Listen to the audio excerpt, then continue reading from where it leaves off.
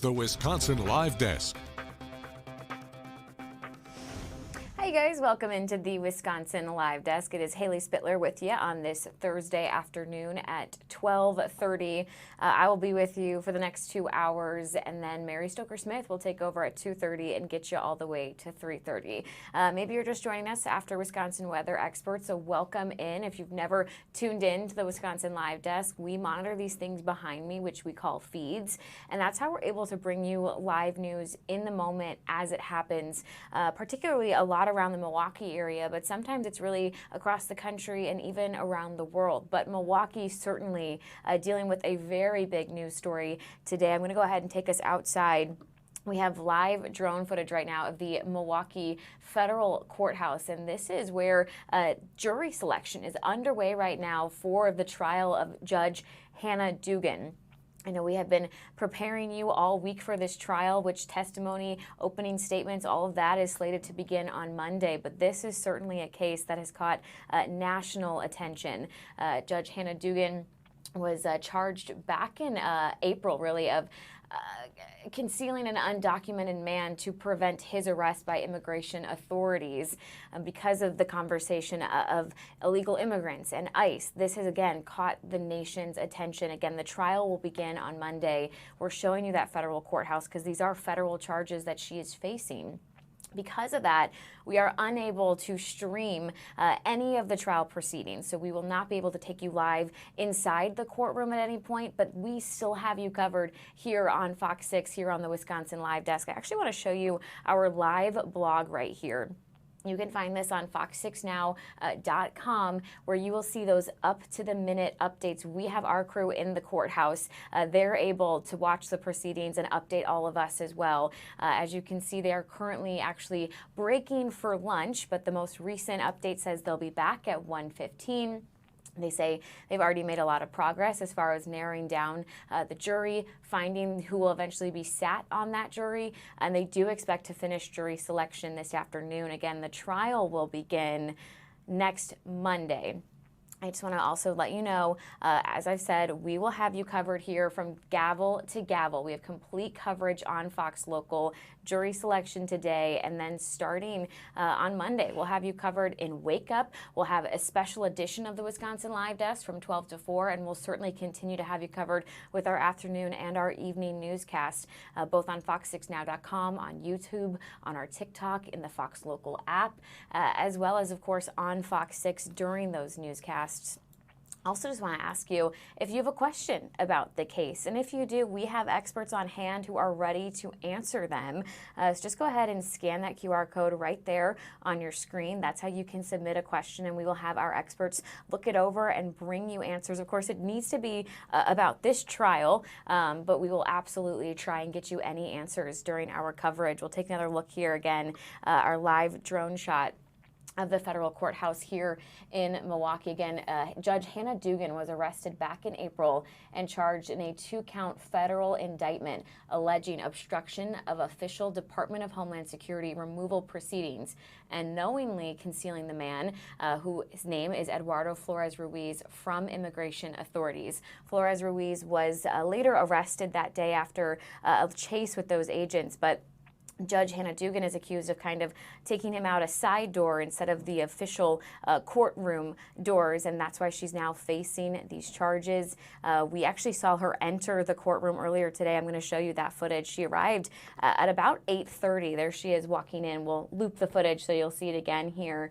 Some people were curious if she would perhaps take a plea deal. As of right now, she has not. She is maintaining her innocence, and this is expected to go to trial. Again, they're currently working on jury selection.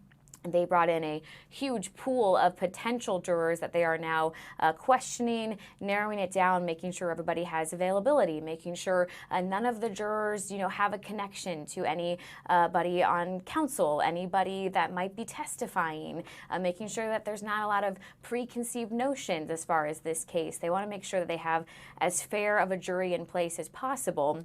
So that's why this process can take, an entire day. Again, the most recent update, I'll pull up our live blog. Again, that's where you can find up-to-the-minute updates here.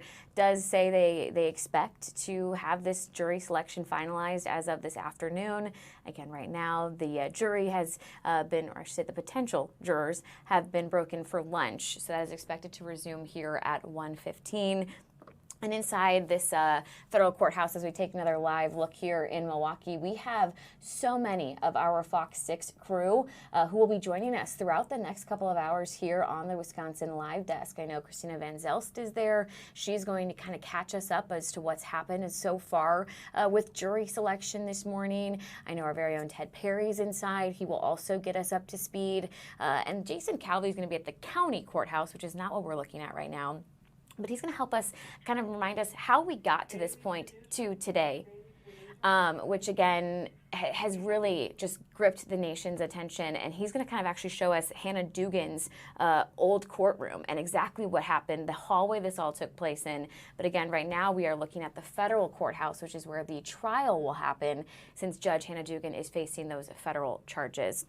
So we'll have more coming up on the jury selection process in just a few minutes when Christina joins us. But I am watching a few other things on the feeds that I just want to walk you through here in the next couple of minutes. Happening in D.C. right now, you can see Caroline Leavitt right there is providing a press briefing, updating members of the media. We'll be sure to listen into that in just a few minutes if we have the time here on the Wisconsin Live Desk. Other very big news out of D.C., so I'm going to take a live look here at Congress. We talked a lot about this yesterday, and that was the Affordable Care Act tax credit kind of legislation that was going to be up for a vote. This was a big conversation during the government shutdown. It was something Democrats said they needed put into that funding bill in order for them to sign on to it to reopen the government. Something Republicans said they would not include. They wanted a clean funding bill. That is why we saw the longest government shutdown in our nation's history, because the two parties did not see eye to eye on this issue. Ultimately, the compromise that was made was that Democrats agreed to pass the clean funding bill without these kind of tax credits if this legislation would be taken up for a vote at a later date. That later date was today, really just a matter of moments ago. This was put up for a vote, and it did not pass. So the Senate has rejected the legislation that would have extended the Affordable Care Act tax credits, which essentially would have guaranteed millions of Americans, this does guarantee millions of Americans will see a pretty steep rise in costs at the beginning of the next year. I want to get you the exact vote total. So this, in order to pass, needed a 60-vote threshold. They did not get that. Instead, there were 51 yeas to 48 nays, and then there was one senator who did not vote. So that's why you're wondering if that didn't add up to 100. That is why. So again, this did not pass. This will be a very disappointing news to Democrats. This will be what Republicans wanted. I am sure as the Wisconsin Live Desk continues that we will see different lawmakers step up to podiums and kind of update the media on their thoughts as to what exactly happened today. And I'm sure if it's a Republican, they'll say they're happy about this outcome, and if it's a Democrat, they'll say they're disappointed in this outcome. So big conversation point, and we will absolutely continue to cover that here on the Wisconsin Live Desk. Another huge national story that is also playing out today is out of Utah. Obviously, a couple of months ago, we saw the murder of Charlie Kirk, and after about 36 hours, we saw a suspect taken into custody. That suspect's name is Tyler Robinson. I'll pull up his mugshot for you here. He is expected to appear in court today in person, which I believe will be the first time he's in person in court. He appeared before by video. But really the conversation today that a lot of people are waiting to get some answers on is whether or not cameras are going to be allowed in this trial when it does eventually go to trial. We did hear from Erica Kirk, the widow of Charlie Kirk, and she says that she believes that cameras should be allowed. She thinks the public has the right to see what happens inside that courtroom. Obviously, Tyler Robinson's attorneys are not wanting cameras inside that courtroom. So we'll keep our eye on this hearing in Utah today and see what exactly the outcome is. Tyler Robinson there on your screen has formally been charged with aggravated murder, felony discharge of a firearm, tampering with a witness and violent offense committed in the presence of a child.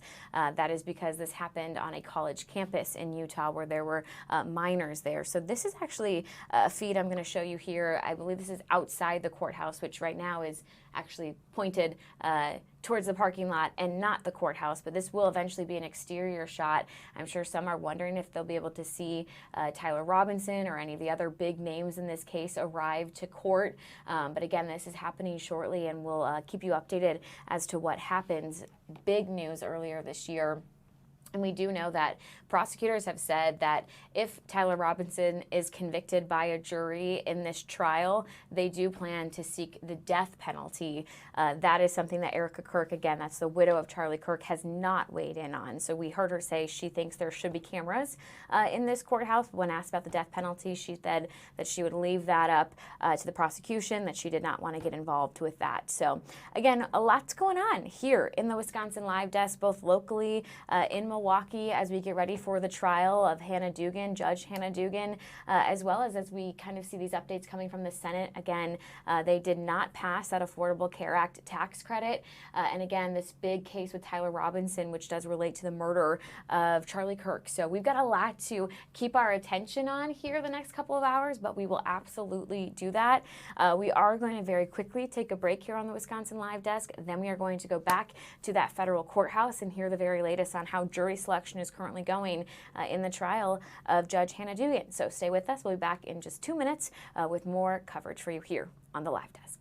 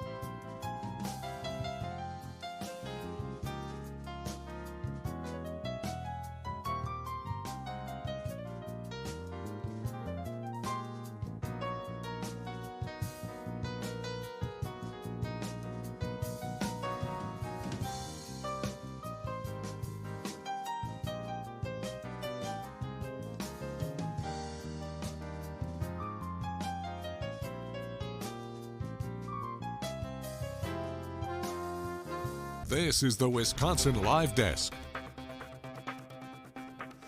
Welcome back to the Wisconsin Live Desk. It is Haley Spittler with you here at 12:43 on your Thursday afternoon. If you're just joining us, the big talker right now in Milwaukee of course, the trial of Judge Hannah Dugan, which is expected to begin on Monday. But today is the jury selection process. Right now they are broken for lunch, but the judge has indicated that he expects to sit a jury by the end of this afternoon. So by then we will kind of be able to continue on the process of getting this trial underway on Monday. And I want to go ahead and bring in our very own Christina Van Zelst. She is at the Milwaukee Federal Courthouse in their media broadcast room. And Christina, a big kind of element of a federal case, of course, is that cameras are not allowed inside of the courtroom. And that's why we kind of rely on a special guest that you have with us here on the Wild Desk. Exactly. So to give viewers an idea, we're in the media broadcast room, which is on the first floor of the federal courthouse. We are not allowed to film anything inside that courtroom. This is the only space that we are allowed to stream back, take pictures, and video. So Adela Tesno is joining us, and Adela is the sketch artist who is in that courtroom giving us sketches every break, and want to talk to her about kind of the eyes in the courtroom. And you are a big part of our visuals for covering this story. Walk us through your process, and of course you have your first sketch here. Check it out here. Yeah, so as for a process, of course I go in with pencil first so I can erase. But yeah, it's definitely interesting being in that courtroom and you know, getting all the juicy details. But as far as it goes, I just kind of go in with colored pencil and try my best. So yeah. How long did this take you? Because we were in court around 9:30. It's 12:45. How long does something like this first sketch take? Yeah, as a sketch artist, you have to be very, very quick. That is one of my skills, I think. But yeah, about 20 minutes. When you're going in with your pencil sketch, of course, you need to be very quick. So I would say probably about 5 minutes. And then I kind of go in, work in the details with pen and colored pencil, and that's about it. How do you choose what moment you're going to sketch? And tell us about this one. Yeah, so as far as my artwork goes, I always go for realism. Trying to capture a gesture is really important to me. A facial expression is the most important part to me. But going about, you know, there's so much movement in a courtroom. People are constantly shifting around. So it's kind of hard to catch those little details. But I try to go as fast as I can and just hope and pray it works. So. Yeah. This looks fantastic. Can you tell us what this moment was that you sketched here and who the players are in this? Yeah, so this was right when most of the jury was walking in. There was a ton of people in the courtroom today, obviously, as they were selecting. But this was kind of right before everybody was walking in, and everybody kind of stood up for the jury, and this is right in that moment, so yeah. What is it like? You're one of the few people who are able to be in the courtroom today. Obviously, there's a large jury pool in there. What is it like in the courtroom? Can you describe just the vibe and the atmosphere in there? Yeah, I would say everybody's very calm. The jury's obviously, you know, been sitting there for a very long time, so they're a little bit antsy. But I would say I was really surprised to find the vibe was very calm, very professional, very, I don't know, the defense lawyers were seeming pretty confident. So, yeah. How? Oh yeah, and yeah, walk us through who everybody is here. Yeah, so I don't know if you can see, but this is obviously Judge Dugan, and these are some of the prosecutors. I have a defense lawyer back here, and this is a background here, but yeah, I'm not sure who this lovely lady was, but she was some kind of federal agent of some kind. I'm not sure if she was a witness, but I know this was one of the lawyers. Yeah. Do you try to grab multiple people in these sketches? I know we're going to be relying on your artwork a lot as cameras are not allowed in the courtroom. Do you try to get multiple people in there? What can we expect from you? Yeah, so I try to get as many people as I can so you can kind of pan around and see the overall vibe of the courtroom. Usually I just do solo portraits, just one person, but this is definitely a good challenge for me, and I'm enjoying it a lot, so yeah. Will you have 2 sketches a day, every break? When should we look for you? Yeah, I'm going to try to do as many as I can. My goal is to do about 2 or 3 a day, so you'll probably be seeing a lot of sketches from me. Yeah. What's the biggest challenge, would you say, when you're in there? Obviously, it seems you take a mental snapshot, but what is it for you that's new or the biggest challenge? I would say just emerging from college, and all of a sudden I'm in a courtroom with some very important people. And I'm definitely feeling the pressure, but it's a good kind of pressure. And I would say just getting over those nerves and doing what I love, which is art. So. Well, we appreciate it. Thank you for being our visualization in the courtroom. All right, Haley, there you have it. That is who is bringing us those visuals. Again, it is a visually challenging story to tell when you're not allowed to have cameras inside. So we'll be seeing Adela's artwork throughout the rest of this week and into next. Yeah, obviously it's an impressive skill set that she has there. Certainly helps us visualize what's going on in the courtroom when our cameras can't be there. Again, you are at the federal courthouse right now in the media broadcast room. I know they're currently broken for lunch with the potential jurors, but can you just catch us up to speed a little bit about what's has been going on this morning there? Yeah, so we arrived pretty early this morning. The courtroom technically opened at 8 o'clock, but there was a pretty large line at the security entrance, so it took a while for people to come in. There was other things happening here at the federal courthouse as well, so it took a good hour to get everybody through that security line, and then the jurors were sworn in at 9:30 this morning. As you mentioned, we're currently on a lunch break until 1:15, but in terms of the morning session so far, Judge Edelman did say that they've made a lot of progress. They are expecting to finish jury selection this afternoon. Tomorrow was slated for potential jury selection in case it does go into tomorrow, but as of about 12:30, they are expected to finish that by today. As for the potential jurors, they're made up of mostly men in that pool, and so far 3 people have been struck from the group. So this morning, Judge Edelman read the grand jury's indictment to the pool of potential jurors. He also explained that Dugan pleaded not guilty, and then also read a list of potential witnesses. Some of those names included the Milwaukee County Chief Judge Carl Ashley, FBI agents, attorneys, Milwaukee County judges, retired Mayor Tom Barrett was also on that list.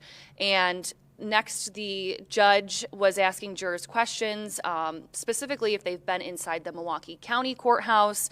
And one of the big potential conflicts is if this trial does go through into the week of Christmas, some of those potential jurors worry about conflict with their schedules and ability to serve on a jury if this goes past the 19th. So we're not there yet, but that is one of the big concerns that we heard this morning. So that's where we're at right now, and then court is expected to resume at 1:15. Yeah, again, that's just about 25 minutes from now. Christina, I'm going to pull up our live blog because while our cameras are not allowed inside the courtroom, our reporters are at the courthouse and they are keeping us updated. They're kind of our eyes and our ears for this trial. Christina, can you just kind of walk our viewers through what jury selection, like this process really looks like and what it means when a juror gets struck? Yeah, so we heard was going to be about 80 people in this potential pool. That is why none of our reporters were able to get into the actual courtroom today. There's an overflow room where we're able to listen in, but those potential jurors are they get priority in those seats today. And basically the process is they're going through asking these potential jurors if there's any conflict of interest, if they're familiar with this case. They just don't want any bias when it comes to listening to all the facts of this case and this trial. So when they strike someone from being a potential juror, maybe they have a conflict in their schedule, maybe there's something that they are already privy to when it comes to what's been happening so far. So it's just almost a vetting process of these people and making sure that they're going in without any sort of bias, and they're hoping to get it down to a 12-person jury, again, by the end of the day, but if not, it will go back into tomorrow, and then opening statements will then start likely on Monday. Yeah, and I know, Christina, you will have us covered a lot next week. You are working on this trial as part of our team here at Fox 6, so I'm sure we will check in with you again soon here on the Wisconsin Live Desk. But thanks for that update. Very cool to actually get to hear from the sketch artist there and get a little more in-depth into the process of what it's like to make those sketches and make them so fast. So, Christina, thanks for joining us. Thank you.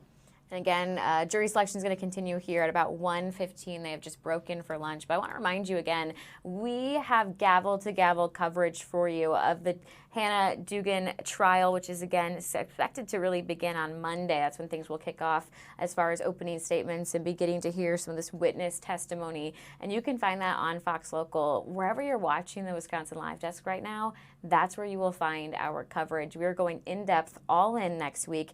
You can start really with Wake Up in the morning on Fox 6, all the way through our evening newscast, but specifically that 12 to 4 time, we will be streaming with you, bringing you that coverage, letting you know any updates outside of that courtroom, checking in with our various reporters who are at the courthouse. And again, we have several experts on standby who will be joining us for that coverage. So if you have any questions about this case, about the case of Judge Hannah Dugan, please scan that QR code right there, or you can head to fox6now.com and submit that question so we can get you that answer.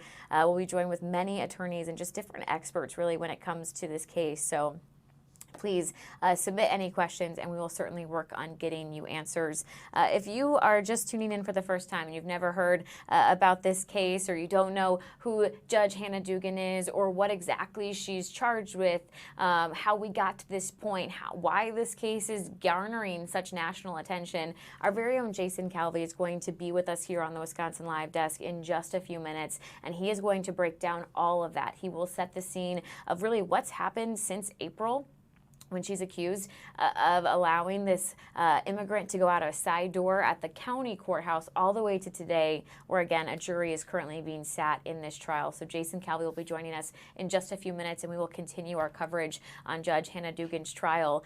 In the meantime, I was going to take us out actually to hear Caroline Leavitt. She was doing a White House press briefing, but you can see that just ended moments ago. This is inside the White House as members of the media are now walking off. So we aren't able to go to that press briefing, but we'll certainly look up any big updates that might have come out of that.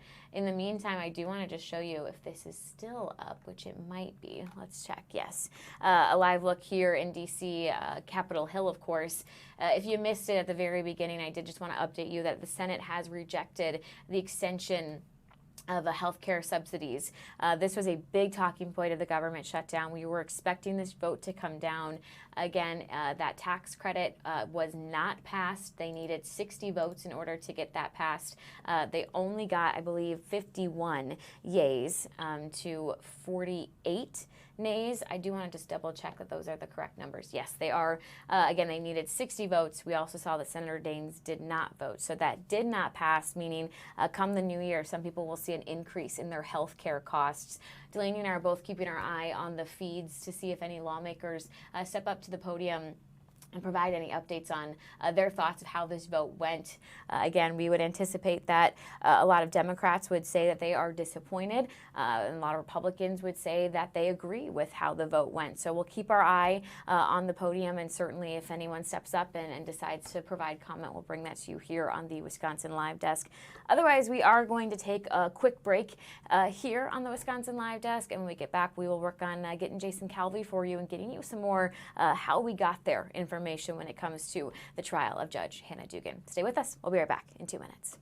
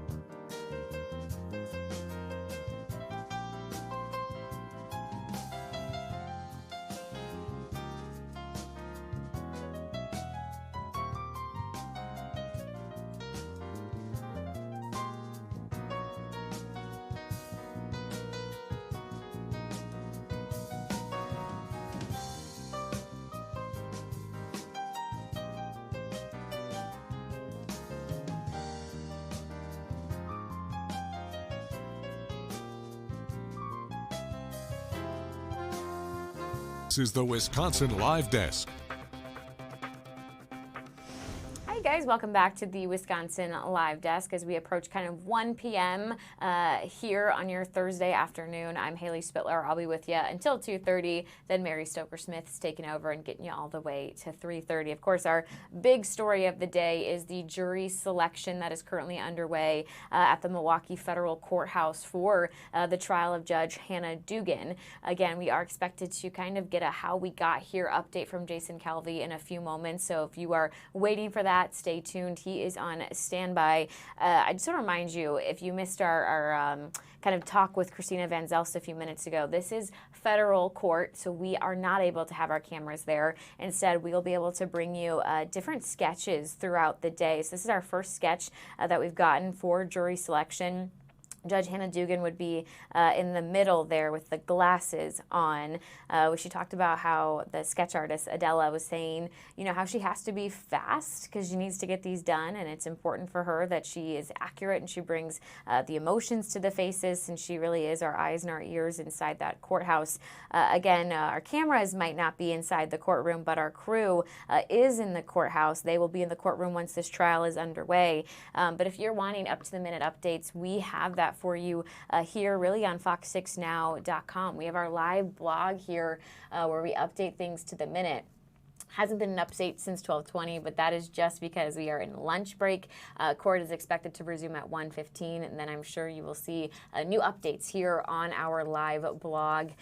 So far, they said they've made a lot of progress when it comes to sitting a jury. Christina was kind of walking us through the process of how you go from a ton of potential jurors to sitting the final 12. Really, you're striking anyone who might have a connection to the case. That could mean that they, know somebody who's on legal counsel. That could mean they know a potential witness. They want as fair and unbiased as a jury as possible. So they work on kind of striking through and finding the 12 best people they believe will serve on that jury. And again, they've made what the judge is saying is a lot of progress, and they do expect to finish jury selection this afternoon. So we'll keep our eyes peeled to this live blog. And of course, we'll check in periodically with our crew, excuse me, who is there giving us all sorts of updates. I did want to take you to a little bit of breaking news, though, here on the Wisconsin Live Desk that has just popped up in our feeds. We're taking a look right now at Hayward, California, where firefighters, this is all according to our sister station in LA, say they are responding to a possible explosion and a fire in an area that is densely populated with residential homes. You can see they looks to extinguish a lot of the flames, but you can see a ton of smoke still rising there. And even some damage there to nearby roofs at a home, but it looks like kind of in between these two homes, a lot of damage has been done as firefighters are still, you can see, getting tons of water put onto this fire. Right now we know this was reported earlier this morning. Of course, LA is a couple hours behind us, but it looks like crews have already been on scene for at least an hour. We do know that this has caused some highways to be shut down. California Highway Patrol shutting down Interstate Highway 238. We might have just lost that feed, so I'll pop myself back up and see if that live picture comes back up. There it is, came back to us. Again, you can just see a lot of smoke, though, billowing from this area, and we do know there are a ton of firefighters on scene. Right now, our sister station in LA is trying to figure out what might have prompted the blast. They do not know that. Nothing has been reported yet or confirmed by firefighters. Our sister station did speak to some neighbors in this area who said they heard and saw an explosion coming from a home on the street. Again, an explosion has not been confirmed. It's just a possibility, but this is a block with a lot of homes in it. We can see several roofs of homes right now, and we know there is quite the crew on scene there, so we'll certainly keep our eyes peeled for that. The other really big story that we're keeping our eyes peeled for here on the Wisconsin Live Desk, and the camera that was outside the courthouse just went down, so instead I'm going to bring up Tyler Robinson's mugshot for you. But the suspect in the Charlie Kirk killing is expected to appear in court today in Utah. Tyler Robinson, again, 22.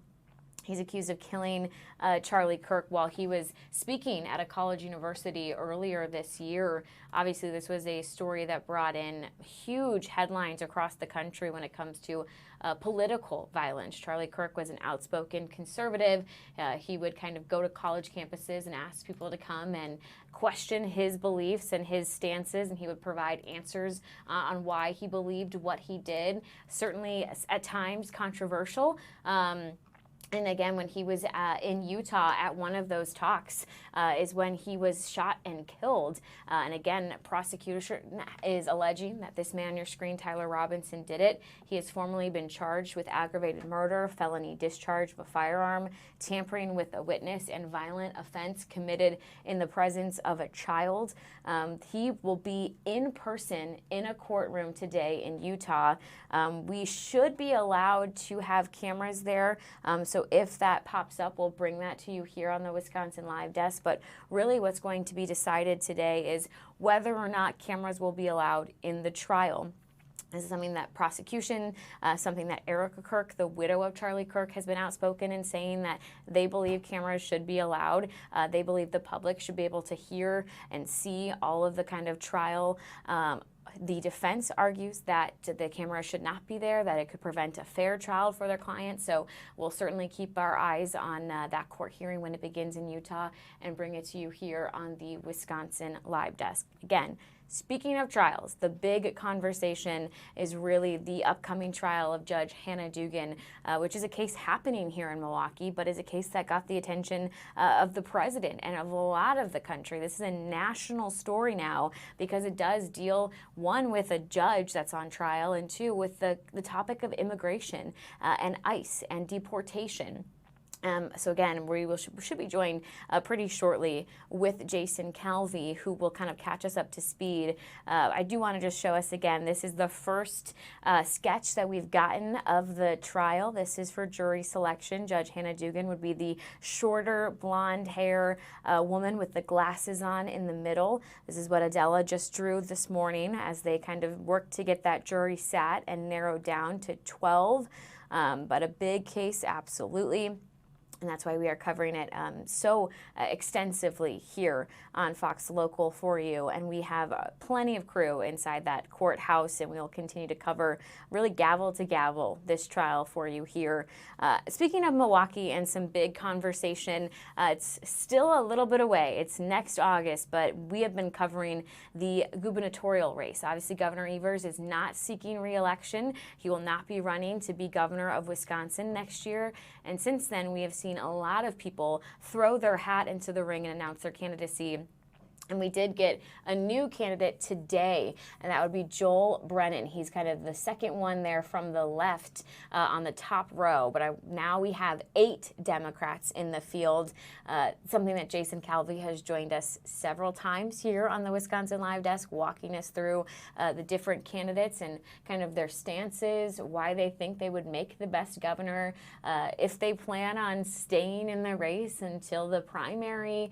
Mandela Barnes, the former lieutenant governor, was previously the kind of most recent candidate to announce that he was running until today. That's when we got Joel Brennan. We were able to speak with him today, so make sure and stay tuned on Fox Local, our afternoon newscast. You'll be able to hear from him and why he is running, why he thinks he should be governor. Also want to remind you, we do have 2 Republicans in this race as well, also trying to be the next governor of Wisconsin.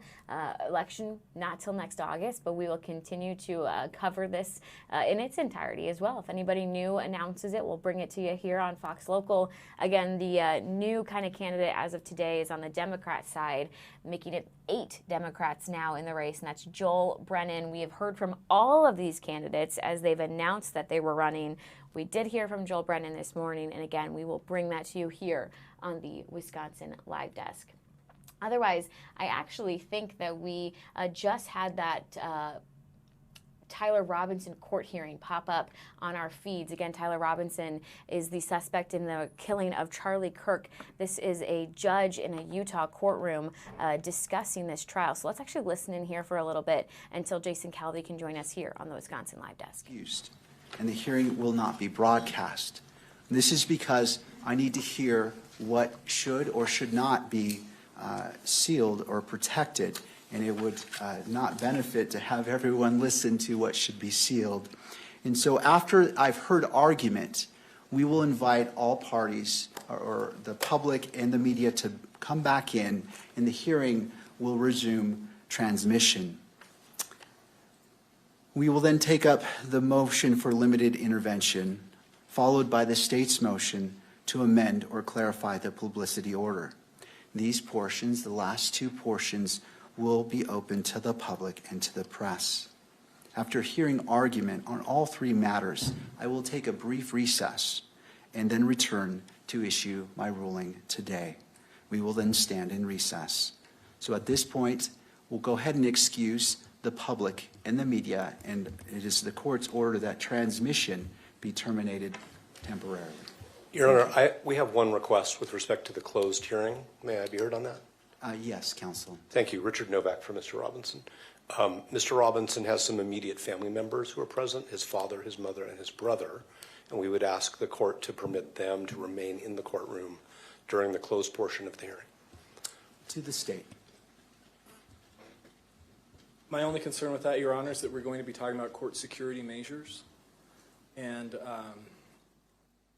If you're just joining us, we are currently inside a courtroom in Utah where Tyler Robinson, who is the suspect in the Charlie Kirk killing, is appearing before a judge. You might have heard it, but the cameras are being asked to leave temporarily. They're going to do kind of a closed-door session when it comes to what evidence should be sealed. You can actually see Tyler Robinson there sitting with his counsel in what looks like a light gray shirt. That is the 22-year-old who is facing all of these charges in the killing of Charlie Kirk. So media and cameras are about to be asked to leave. That way they can go over what evidence should be sealed. Obviously, if cameras were allowed, we would know what they're talking about, and it doesn't matter if they ruled it to be sealed or not. So as soon as they figure out what evidence is going to be allowed to the public, what won't be allowed to the public, cameras will come back in. That's when they're going to hear kind of the different arguments about whether or not cameras should be allowed in the actual trial when that goes underway. And the judge said he will make a ruling today, so we will certainly keep our eyes peeled on this feed when the cameras come back in. They're currently just debating whether or not Tyler Robinson, who is the suspect, if his family should be allowed to stay in the courtroom or if they also need to temporarily leave. So again, we'll keep our eye on that feed. We know that is a big national story, as is the case of Judge Hannah Dugan. So we're going to take a quick break here on the Wisconsin Live Desk, and then we're going to check in with our own Jason Kelvey to kind of set the scene for us of how we got here. So make sure and stay tuned. We'll be back in just 2 minutes.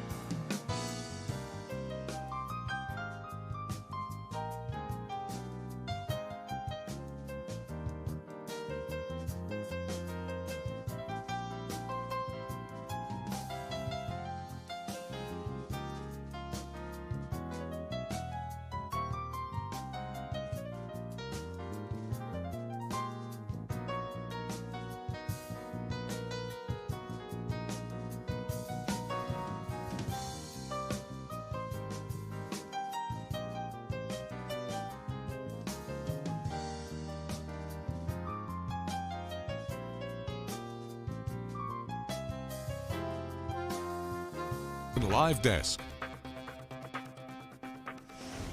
Welcome back to the Wisconsin Live Desk. It's Haley Spittler with you here at 1:13 on your Thursday afternoon, where in about 2 minutes, a jury selection should go back and proceed in the case against Judge Hannah Dugan. I want to show you again, we have a live blog up right now on FOX6Now.com. If you missed kind of our interview with Christina Van Zelst, this is a federal trial, so our cameras are not allowed inside that courtroom, but we have reporters who are there, who are our eyes and ears for this trial, who are providing up-to-the-minute updates here on this live blog for you, which you can find on our homepage, FOX6Now.com. Of course, also inside the Fox Local app. Again, right now, jury selection is underway. We've been told that they've made a lot of progress as they kind of narrow down from a large pool into potentially those final 12 who will be sat on the jury. They do expect to finish jury selection this afternoon. For the last hour, they've been on a lunch break, but that is expected to end and court to resume here in the next few minutes. So we'll keep our eye on the live blog and let you know any updates that come out of that courtroom. But we know a lot of you guys probably have questions as to how we got to today, how Judge Hannah Dugan is now on trial facing these federal charges, and really why people outside of Wisconsin, but really the country, care very much about this case and the conversation that has started. So I want to go ahead and bring in our very own Jason Calvi. He's at the county courthouse, and he's going to really set the scene to how we got here. Jason. Haley, you mentioned how cameras are not allowed in the federal courthouse. Here in the county courthouse, this is a state court. Cameras are allowed in the hallways. We're often allowed to go in and cover hearings as well. So that's why we're able to broadcast right from the courthouse. This is the county courthouse, not where the Dugan trial is taking place, which is the federal courthouse. But this is where the allegations all center upon. It's her courtroom right here. It's the 6th floor of Milwaukee County's courthouse. Judge Hannah Dugan was charged federally, so she's facing those federal charges of what federal prosecutors say of helping an immigrant, a defendant in her courtroom, evade ICE. He was here on April 18th for a hearing in his criminal matter. He was charged of beating up his roommates. His name is Eduardo Flores Ruiz. He was going to be in the courtroom for a hearing on April 18th, and at one point in time before his hearing, Judge Dugan found out that there was waiting outside right here in the hallway immigration agents. There were ICE agents, there were FBI agents, there was also drug enforcement agents as well out here, and they were all here, they said, waiting for that hearing to wrap up with Eduardo Flores Ruiz. They were planning to arrest him after that hearing happened.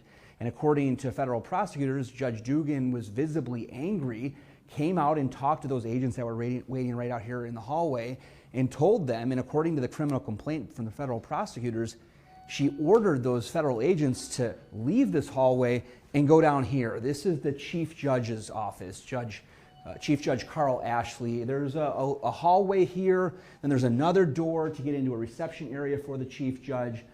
So it's actually right next to Hannah Dugan's courtroom, but again, down another hallway, another set of doors to get into the reception area for the Chief Judge, and then there's a series of offices down that hallway, which you can't see right now. So that's the Chief Judge. She, according to the criminal complaint, ordered and demanded those federal agents go talk to the Chief Judge. And then, meanwhile, what federal prosecutors allege happened next was Judge Dugan went back into her courtroom and at one point in time took that defendant, Eduardo Flores Ruiz, not through the public exit and entrance of the courtroom, but let's walk down here, through a non-public jury door. Surveillance video does show Eduardo Flores Ruiz coming out of this door here, which is not normally used by the public, used by jury members, and then exited here into the public hallway, taking those bank of elevators down. Federal agents said then they did arrest Eduardo Flores Ruiz. They chased him outside of the courthouse and arrested him on the street outside of this courthouse. That all took place on April 18th, and then, of course, a little bit later, federal prosecutors, the FBI actually arrested Hannah Dugan, and then she faces these federal charges, which are taking place in the federal courthouse this upcoming week for her trial. Jason, I'm going to go ahead and actually play the surveillance video that you were just talking about, which will show Judge Hannah Dugan talking with those ICE agents, and eventually we'll see that kind of side door that you were just showing us as well. Can you remind us what exactly the charges are that Hannah Dugan is now facing? Again, I know she's pleaded not guilty, which is why this is now going to trial and why a jury is being sat as we speak. Yeah, so the two charges against her are obstructing federal operations And then secondly, getting in the way of shielding that defendant from arrest. So those are the two federal charges she's facing: obstruction and then shielding the defendant from arrest. And Jason, you mentioned this all kind of happened back in April 18th. And just to prove the point that this is a case that has certainly gotten the nation's attention, back then I was living in Greenville, South Carolina. We heard about it there. We were talking about this judge facing these charges. Talk to me about really how this case picked up and got the nation's attention. I mean, we even heard from the president with his thoughts on this. Mm-hmm. Yeah, we heard from the president. The arrest of Judge Dugan was announced on social media by the FBI director, Kash Patel, tweeting out a picture, posting on social media a picture of the judge with her hands behind her back being escorted out by FBI agents. So that was a national story even when she was arrested, those charges. It really ties in, Haley, with that national debate right now that's going on across the country over immigration. You think about the Midway Blitz in Chicago, where you had Customs and Border Patrol agents as well as ICE agents making arrests across Chicago. You saw those protests down there. This is a story that's playing out in cities across the country as the Trump administration, President Donald Trump, really did promise to deport people that he said were in the country illegally. So it's part of that national crackdown on immigration, according to the president, illegal immigration, and that's one of his campaign promises as well. So that's all playing out in this case involving Judge Dugan, and exactly what should be the relationship between the federal judicial system, the federal criminal justice system, federal agents. What should be the relationship between them, immigration agents, and local officials and local judges? What is the relationship? That is a debate that really is taking center stage in the case against Judge Hannah Dugan. Yeah, I imagine, Jason, if anybody is joining us and hearing about this case for the first time, they might be wondering what happened to that man, to the man that these agents were here to arrest. Again, that's Eduardo Flores Ruiz. So what's the latest with him? So he did sign on to a plea agreement, and per that plea agreement with the federal prosecutors, he was deported. So he is no longer in the United States of America. He was deported and is no longer in the United States. So that was the end of the road for his process in the American justice system.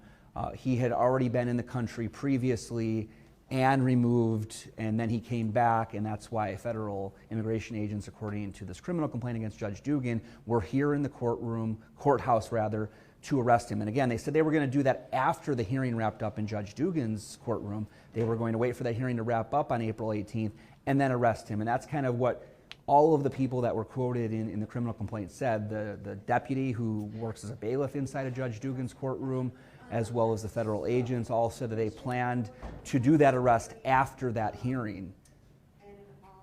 And Jason, I know you joined us a few days ago on the Wisconsin Live Desk kind of discussing a potential policy that Chief Judge Carl Ashley was going to release as to where these kinds of arrests can happen in a courthouse. That was a big conversation surrounding this trial. What was the latest news about this policy? I know you were actually able to speak with the Chief Judge yourself.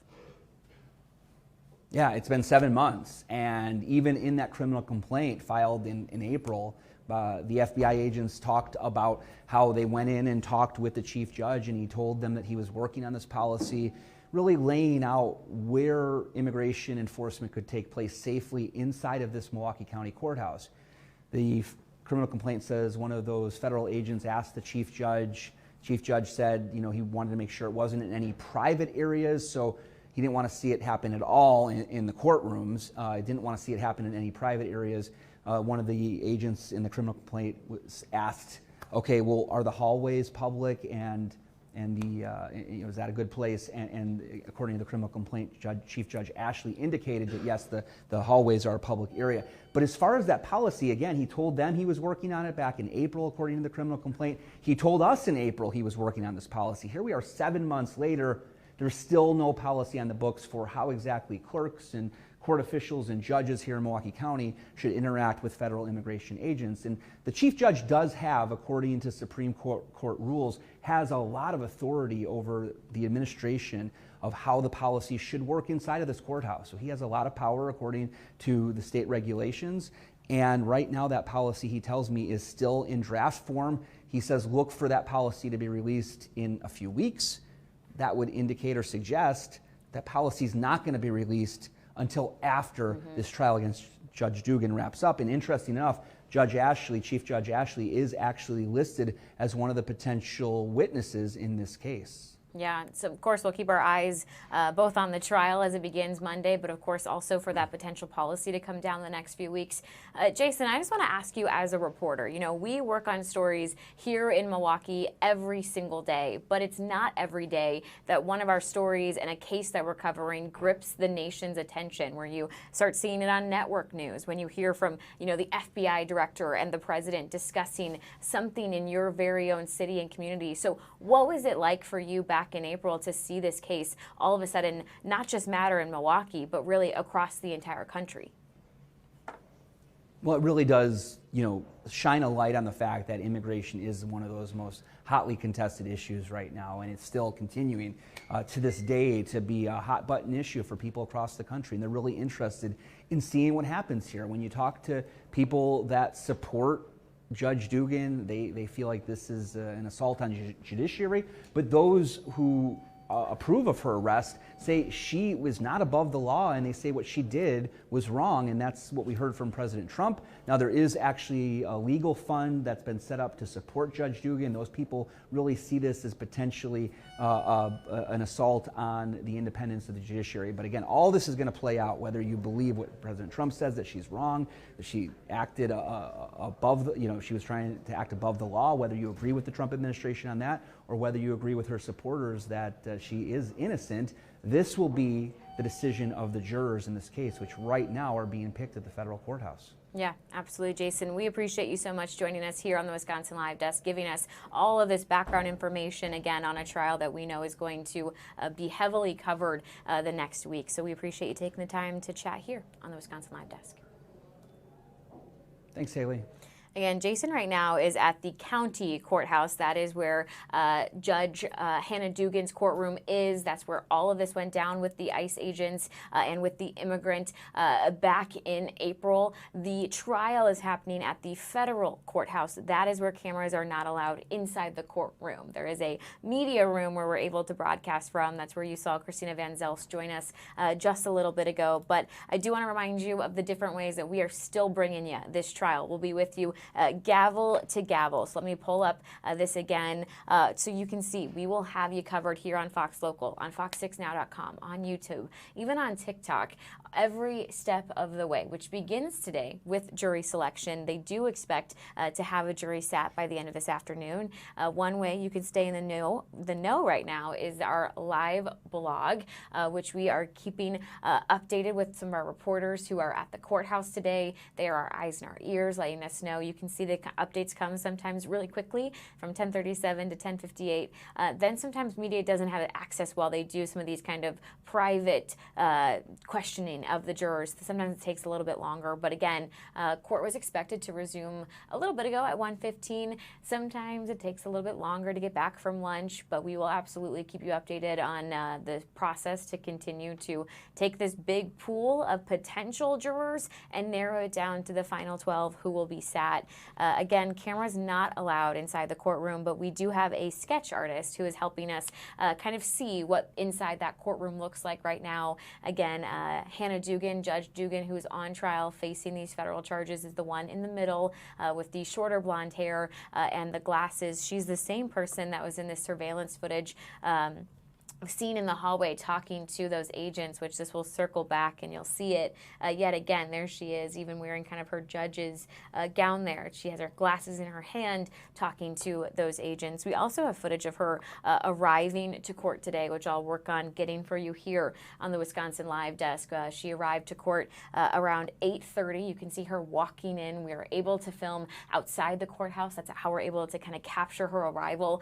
We'll be sure to try and bring this to you every single day delay throughout the trial that begins on Monday, but here she was, 8:30 this morning, arriving for that jury selection process. Again, big pool of jurors. They're working right now to narrow down to 12, making sure really that they can keep this as fair of a trial as possible, which involves striking anybody who might have too much knowledge or a personal connection, or really if they have a conflict in their schedule. I mean, Christina was mentioning this is expected to be about a week. Sometimes it takes longer to get through your witness testimony. Sometimes there's just maybe a delay here or there, and because of that, this could potentially even push into the week of Christmas. And when that was mentioned, all of a sudden people say, you know, I have non-refundable plane tickets, or I have a holiday travel plan, I have a work thing, and they don't want to sit anybody who potentially wouldn't make it through the entire trial. That would be a huge issue.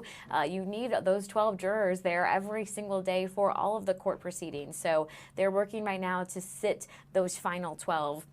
I'm sure they'll have a couple extra jurors who also are there and also listen to all of it, just to make sure they have a couple of backup plans in place as well. But they are expected, according to the federal judge, Judge Edelman, they are expected to have this jury sat by the end of this afternoon. He's told us that they have made a lot of progress. So again, here on the Wisconsin Live Desk, we will keep you covered when it comes to Judge Hannah Dugan's trial all day long, all week long. Specifically, if you tune into the Wisconsin Live Desk next week from 12 to 4. So we are starting half an hour earlier than normal, and we are going all the way till 4 p.m. We'll break down with our legal experts, Brian Polson, our investigative reporter, Carl Deffenbaugh. Plenty of our evening anchors will be on standby to keep you in the know as to what is happening as that witness testimony begins, as those opening statements begin, all the way to closing arguments, into the jury kind of verdict watch. We will have you covered gavel to gavel every step of the way.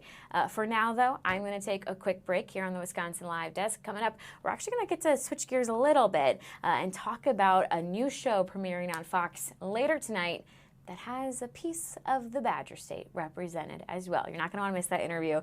Make sure and stay tuned. We'll be back in 2 minutes.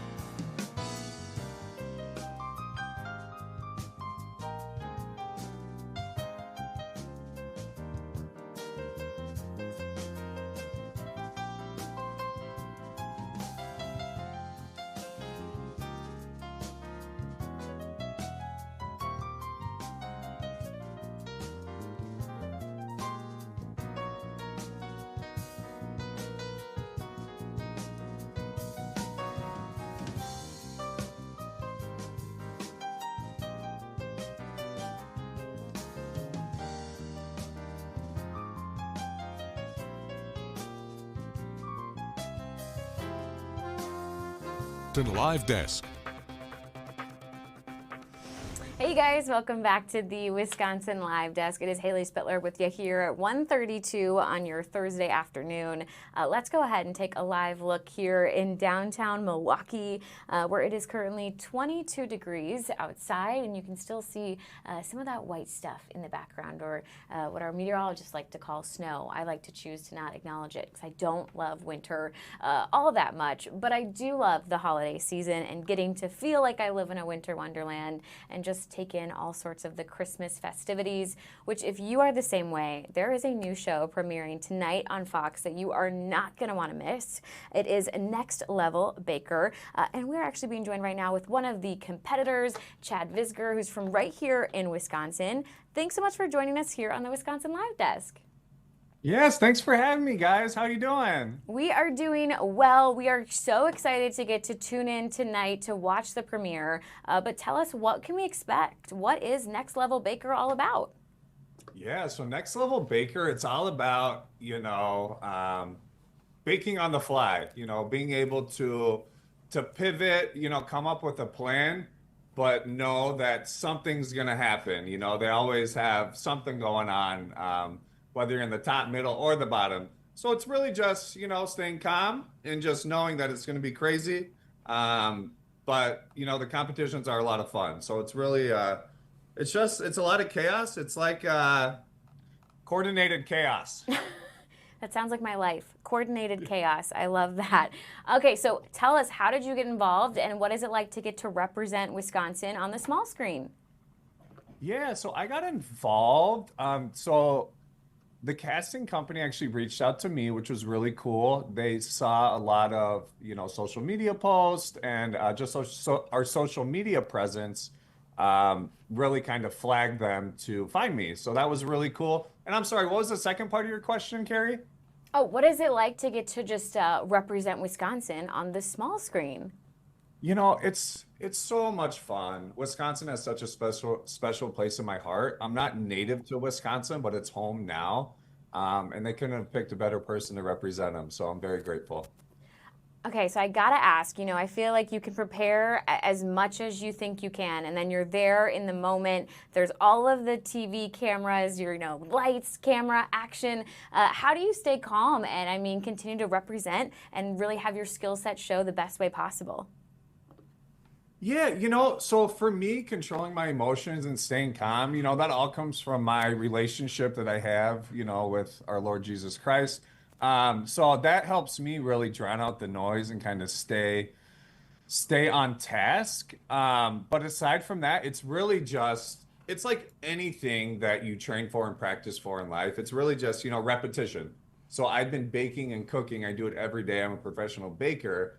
So, to prepare, I really didn't do anything different aside from, get my recipes, kind of write those down, practice those recipes. But other than that, I just really trusted, I do this every day. I really practice every day. So I didn't want to psych myself up too much because I didn't want to, just get overstressed and then put too much pressure on myself and not be able to perform at my full ability. So that seemed to work really well for me, just stay calm, remember to breathe. I did a lot of 4-square breathing. Absolutely. Yeah, aside from that, it was fun, a lot of fun. Okay, so we are taking a look at some pictures from last week because you were able to survive week 1. Yes. You are currently holding the top of a gift box that says Middle Kitchen. Tell us a little bit more about the kitchens you were cooking in last week. Yeah, so that was cool. So that's when we figured out what kitchen we were assigned to for the first challenge. The basement is as advertised. It's actually worse. I don't think anyone could imagine while watching on TV just how bad it really is. The middle kitchen, it's modeled after a commercial kitchen. I honestly think it's a little step up from a commercial kitchen, but very nice. It's got a lot of bells and whistles. And then you go to the top kitchen and you're in like a Michelin-starred restaurant. Honestly, there was a lot of kitchen gadgets and cool stuff. I had no idea what the heck they were, but yeah, it was incredible just to see like how drastic each kitchen was, right? Yeah, oh, absolutely. Of course, you're one of the pro bakers on the show.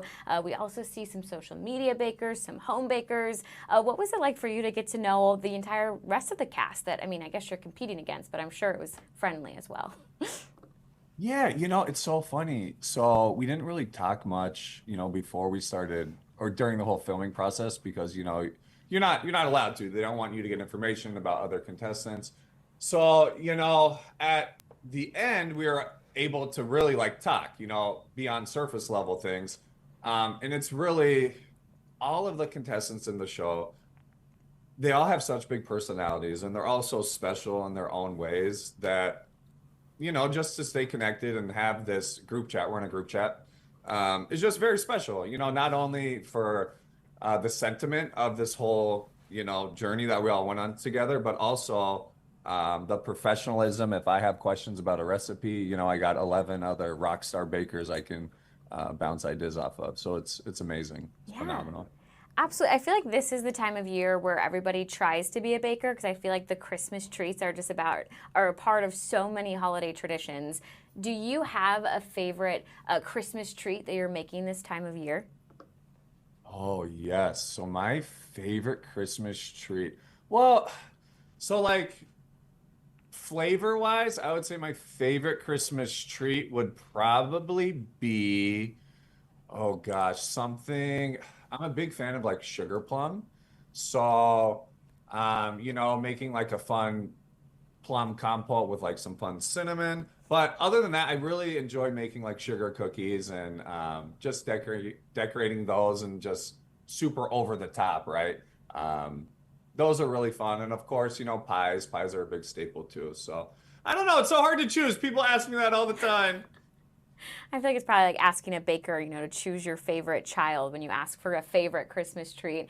You lost me at plum compote. That's above my skill set. Sugar cookie I can probably handle. But any advice to any of us that are heading into our kitchens who want to make, a good holiday treat we want it to taste good? What's your kind of advice for us beginner bakers?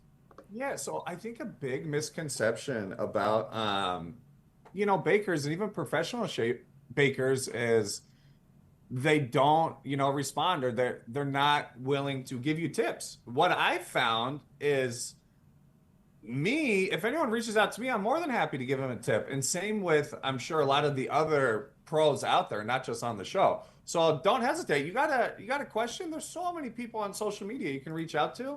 But ultimately just have fun, Don't live and die whether or not your stuff turns out good. As long as you have fun and you make a good memory, that's what it's all about. Yeah, absolutely. Of course, we can find you at Pastries by Chad. But I'm curious, if anybody's watching right now who wants to try one of your treats, where can we find those? Yeah, so you can go on our website, pastriesbychad.com. So we ship nationally. We're doing some really fun cookie boxes that you can get shipped now. Other than that, we do have a Christmas menu that gets shipped out the week of Christmas. And then, so yeah, you can order online or you can stop in and see us if you're close enough. We're at 29 North Wisconsin and Elkhorn. Awesome. We will have to do that. As far as tonight's episode, Chad, is there a moment, I know you can't give away anything, but is there a moment you're just really excited for us to get to see? I am so excited for this episode. So the ginger episode, I start in the basement, and I hope they, you don't know what they're going to show, but I had such a big epiphany in this basement. So yeah, just check it out. It's so cool. It was fun. Yeah, absolutely. We will tune in tonight right here on Fox 6 to watch the next episode of Next Level Baker, and of course cheer on Wisconsin's very own Chad Visker. Thanks so much for joining us here on the live desk. Thank you. Take care, guys. Happy holidays. Of course, good advice there, that whether you're a beginner baker or maybe you're an expert baker, ask for advice and have fun. I feel like that's why I have to remind myself, because I get nervous about things not tasting good when I try and make some Christmas treats. Just have fun with it, and I'm sure people will enjoy a nice snack every once in a while. All right, hey, we're going to take a little break here on the Wisconsin Live Desk. We've got more news coming up for you in just a few minutes. Stay with us.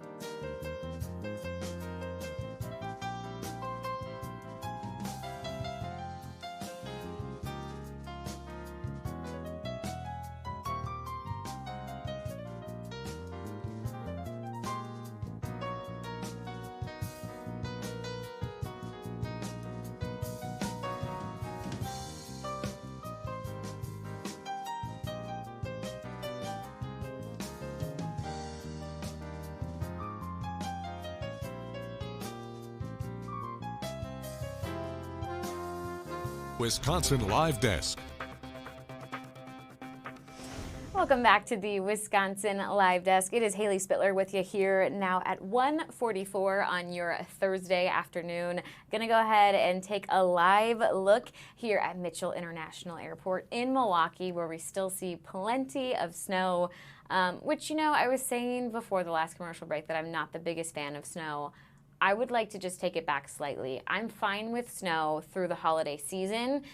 Once January 2nd hits, I don't need the cold temperatures or the snow any longer, but I have a feeling we'll be stuck with it here in Milwaukee for a little bit. But it does help you feel that Christmas season. Obviously, we're just talking Next Level Baker with Chad, which is a TV show here on Fox that's all about baking for the holidays. But perhaps you're looking for some holiday activities to do this weekend. Really exciting. There is a free lakefront holiday drone show, and we're going to learn all about it. We're being joined right now here on the live desk with Larry Gardner. Larry, thanks so much for joining us here on the Wisconsin Live Desk. Yeah, thank you for having me. I really appreciate it. Thank you. Of course. Okay, so tell us what we can expect from this free holiday drone show at Veterans Park Saturday. Yeah, so it's at Veterans Park this Saturday at 5 o'clock. So you should expect a really cool show of drones like we just talked about. Also, you should see some really good artwork from the kids from the Boys and Girls Club being displayed there. So the drones are also going to go in formation for some artwork as well too. So there's going to be a lot of different things. And also, we're going to have some treats out there for people who stop by our booth as well. Oh, very fun. I actually want to pull up some video of the drone show from last year because it is so cool what drones can do. I mean, we're looking at this formation of a Christmas tree. This looks like Santa and his sleigh. How much work goes into creating something like this? Oh my gosh, tons of work, tons of time, lots of demos and also communication, right? Going to putting a drone show together, so our internal team alongside, our vendors as well too, work really hard to make sure this is a successful event for us. And not just that it's something that a lot of people in their communities that we serve can come with their families and join us and, have a good time. Yeah, absolutely. I mean, how many drones does it take to do something like this? That's a great question. I am not sure how many drones it's going to take to do something like this, but I know it's a whole lot of drones, especially doing all the artwork for the kids and making sure that, it matches what they drew and seeing the kids' faces when they see their own artwork in the sky. Yeah. That's just, it's priceless. Why is it important for you guys to provide this opportunity to have this, drone show for different families and the community here in Milwaukee and to make it free for everyone to attend? Yeah, absolutely. And so at US Sailor, we've always had a deep connection and commitment with our local communities, right? And we just love being able to get back, in events like the drone show. We're also doing some other things. We're giving donations to the Boys and Girls Club. And now that we're also a part of T-Mobile, it's great to see that they also have the same commitment and share that deep commitment on making sure that we're active in the neighborhoods that we serve so that people can, enjoy the holidays and do something else other than come to buy a phone from us, right? So we have that as well, but we also want to make sure that we're active in our communities that we serve and get back to them. Again, the event on Saturday, Veterans Park from 5 to 6:30, as you were mentioning. A lot of support here for the boys and the girls clubs of Greater Milwaukee. What is it about them and their mission that really makes US Cellular and T-Mobile want to join them hand in hand and support them? Yeah, so, we've had a long-standing commitment of, giving back to Boys and Girls Club specifically through STEM efforts, right? Space technology, engineering, and mathematics, but also going back to them and finding out just what do they need, right? And so last year, we did an event similar to the one that we're going to be doing tomorrow where we give them some things they needed. This time they said that they need a lot of fitness equipment and weightlifting equipment for their team sports program. And so we're going to be giving $5,000 worth of equipment to them tomorrow. And that's just one event that we're doing with them. We're also doing an event like that in Fond du Lac and somewhere else in Wisconsin. And so, being able to invest in the future of our kids, who are those next leaders up in our communities is very important to us and important to T-Mobile as well. Yeah, absolutely. Okay, I got to pull up the footage of the drone show again from last year because I'm just mesmerized by it. But do you have a favorite part of the show that you're really excited for the audience to get to see on Saturday? Yeah, so I was gonna say definitely the U.S. Sailor symbol. I think it's always cool just to have words spelled out. That's awesome. But I'm gonna go back to the kids' artwork now. I've seen a preview of this already, so I'm not gonna spoil it for anybody that's there.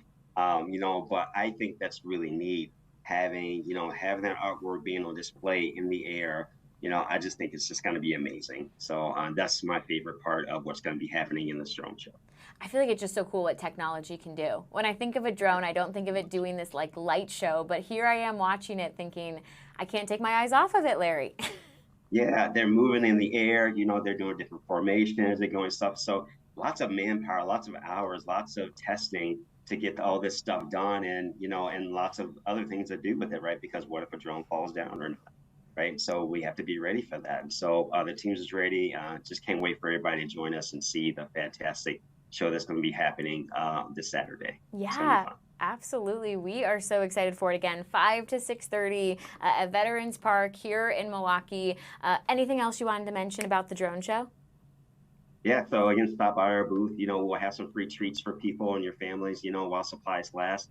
So please come out. We invite everybody who would like to join us and just enjoy the show. Thank you so much. Absolutely. We are looking forward to it. Larry, thanks so much for joining us here on the Wisconsin Live Desk today. Thank you. Have a great day. You as well. So again, that Veterans Park, your free holiday drone show will be from 5 to 6:30. If you need the address for Veterans Park, it is 100 East Lagoon Drive here in Milwaukee. I have never gone and seen a drone show in person, but I feel like I need to do that because this is so cool what they are able to do with drones. The Santa sleigh one, where you can clearly tell that these drones are creating a sleigh, and the reindeer. Delaney, have you been to a drone show?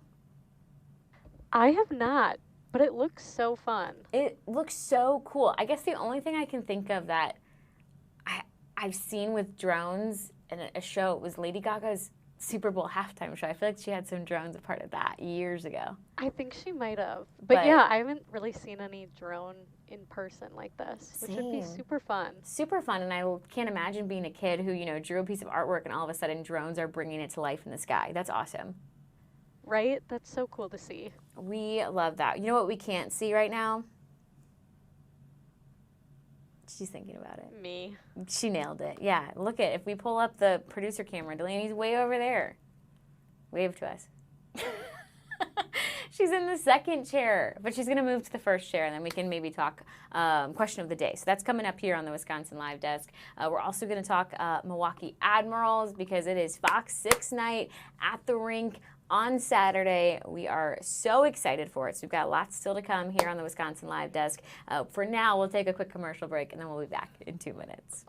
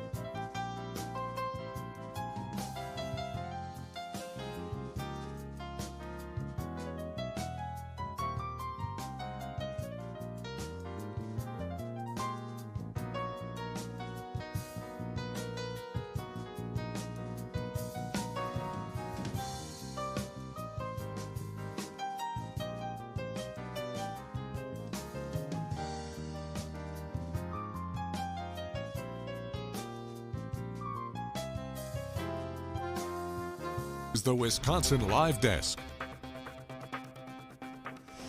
Hey you guys, welcome back to the Wisconsin Live Desk this Thursday afternoon. Time check for you. It is 1:54 and it is 22 degrees outside. We are expecting it to be a very cold weekend. So again, if you have any piles of snow around your house or on top of your car, get that off now. It is going to become icy. It is going to become very heavy and very hard to clear. And if you have any plans this weekend, please bundle up. We are talking about some dangerously cold temperatures, especially when you add in the wind chill. So please be safe outside this weekend. I did very quickly just want to alert you to a big story we're following right now, which you can find on Fox Local and FOX6Now.com, and that our very own Ashley Sears is reporting on today and will have for you later on Fox Local. And that is a Cudahy school district staffer who has been arrested. So we know a 28-year-old man from Milwaukee and who is also a Cudahy school district staff member was arrested for alleged sexual assault. We learned all this from a news release, which just says that a female student reported 2 sexual assault incidents that occurred years earlier and not on the high school grounds. Right now we know that this staff member has been placed on immediate leave following the allegations. Again, Ashley Sears is working on this story and she will keep us updated later on today on Fox Local with all of her news gathering efforts. Another big story, of course, here in Milwaukee is the jury selection in the trial of Judge Hannah Dugan, which we are following along our live blog. You can see it has been updated by our digital team. I apologize. I am fighting a sneeze right now, but I think I'm good. We now have this 144 update that talks about how there was a little bit of a delay from the lunch break, but they are once again beginning to question these individual potential jurors. This questioning is happening outside of public view. However, we should be allowed, our crew that is, should be allowed to listen to audio from the chambers. We were not able to do that earlier today. So that should give us a better idea of the questions that they are asking these jurors as they work to narrow down this big pool of potential jurors into who will eventually be seated on that final 12. So again, what we did know is that the judge has said that they've made a lot of progress today. He does anticipate that this jury will be sat by the end of today. We'll check in a little bit with Ted Perry, who's at the federal courthouse and is kind of our eyes and our ears there. He'll give us all sorts of updates. Other big story that we are monitoring is out of court in Utah. That is where Tyler Robinson, the 22-year-old suspect in the killing of Charlie Kirk, is in person in court today. They are currently not open to public. There's no cameras allowed in the courtroom while they go over what evidence they think will be sealed versus what will be unsealed. As soon as they finish up that decision-making process, cameras and the public will be allowed again in the courtroom, where they will then take on the next issue, which is whether or not cameras will be allowed in court during the trial. This is something that we've heard from Erica Kirk, who is Charlie Kirk's widow. She has said that she believes that the public has the right to be able to see and to listen to that trial. She wants the cameras there. The prosecution wants the cameras there. The defense does not. They think that it could tamper with the fair trial. They think maybe too much information, too much media coverage has already impacted the potential to find some jurors. So the judge has indicated that he plans to make a ruling today. So we'll follow that if it happens during the Wisconsin Live Desk and bring you any updates as that begins. We've also been keeping our eye on the Senate floor. Obviously a big day today as far as a vote that was held a couple of hours ago now, where the Senate rejected legislation that would have extended Affordable Care Act tax credits. It saw 51 yeas and 48 nays. It needed 60 yeas to pass, so it did not pass. It failed. But this was really a months-long effort by Democrats where they wanted to see these tax credits to continue into the new year. It's part of the reason why the government was shut down for as long as it was. They wanted this funding included in the temporary funding that was going to reopen the government, whereas Republicans said they wanted a clean funding bill, meaning nothing extra was included outside of what was needed to reopen the government. Ultimately, the compromise that was reached was that they would take up this piece of legislation to a vote on the Senate floor, which again we saw happen a couple of hours ago. It did not pass though. So a lot of people on affordable care, or what's constantly referred to as Obamacare, can expect to see a pretty steep increase in their cost for healthcare starting next year. We've been keeping our eyes on the different feeds to see if we can catch any lawmakers. Right now, we have not seen anybody step up to a podium. I do see that the kind of White House stake camera just popped up on the feeds, which I'm going to pull in for you here. Sometimes we can catch different officials. We've seen Caroline Leavitt here before. We've seen members of the DOJ here before. Anyone who's kind of around the White House will occasionally step up to that podium and provide comment to members of the media, which I would anticipate if somebody does that during the Wisconsin Live Desk, they might be talking about that vote on the Senate floor that did not pass and the kind of increase expected in healthcare costs next year as well. So we'll keep our eye on that here on the Wisconsin Live Desk. But for now, it is time to just take one more break, and then we'll be back in a couple minutes here on the Wisconsin Live Desk. Stay with us.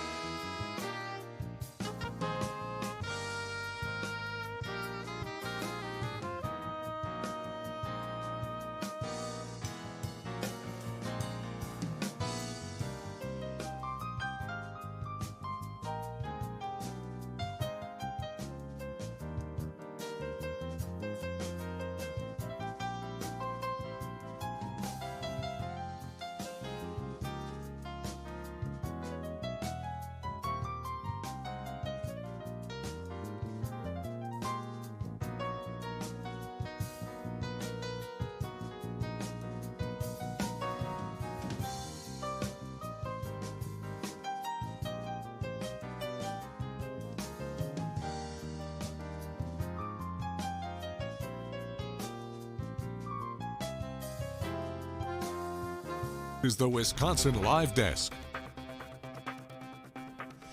Hey guys, welcome back to the Wisconsin Live Desk. It is Haley Spittler here with you at 2:02. We have been following a myriad of stories the last hour and a half. We focused pretty heavily on the Hannah Dugan. She is, again, Judge Dugan, who is on trial facing 2 different federal charges for an incident that happened back in April 18th, where she kind of is accused of hiding an immigrant who ICE agents were there to arrest and taking him out a side door instead of out the very public courtroom doors where he would have been arrested. Again, a jury is currently being sat. They're in the process of narrowing down a big pool into a smaller pool of just 12 people. We should have a couple updates coming out of the federal courthouse where that's all happening in just a little bit here on the Wisconsin Live Desk. But I do want to remind you that if you have any questions about this case, we know it has caught the nation's attention. We know it's got a lot of, intricacies. So if you have any questions that you want answered, we have a myriad of experts who will be joining us today as well as all next week as we cover this trial, and they would love to help answer those questions. So to submit it, you can either head to fox6now.com or you can just scan that QR code right there on your screen, and they will work their way through any and all questions that we receive.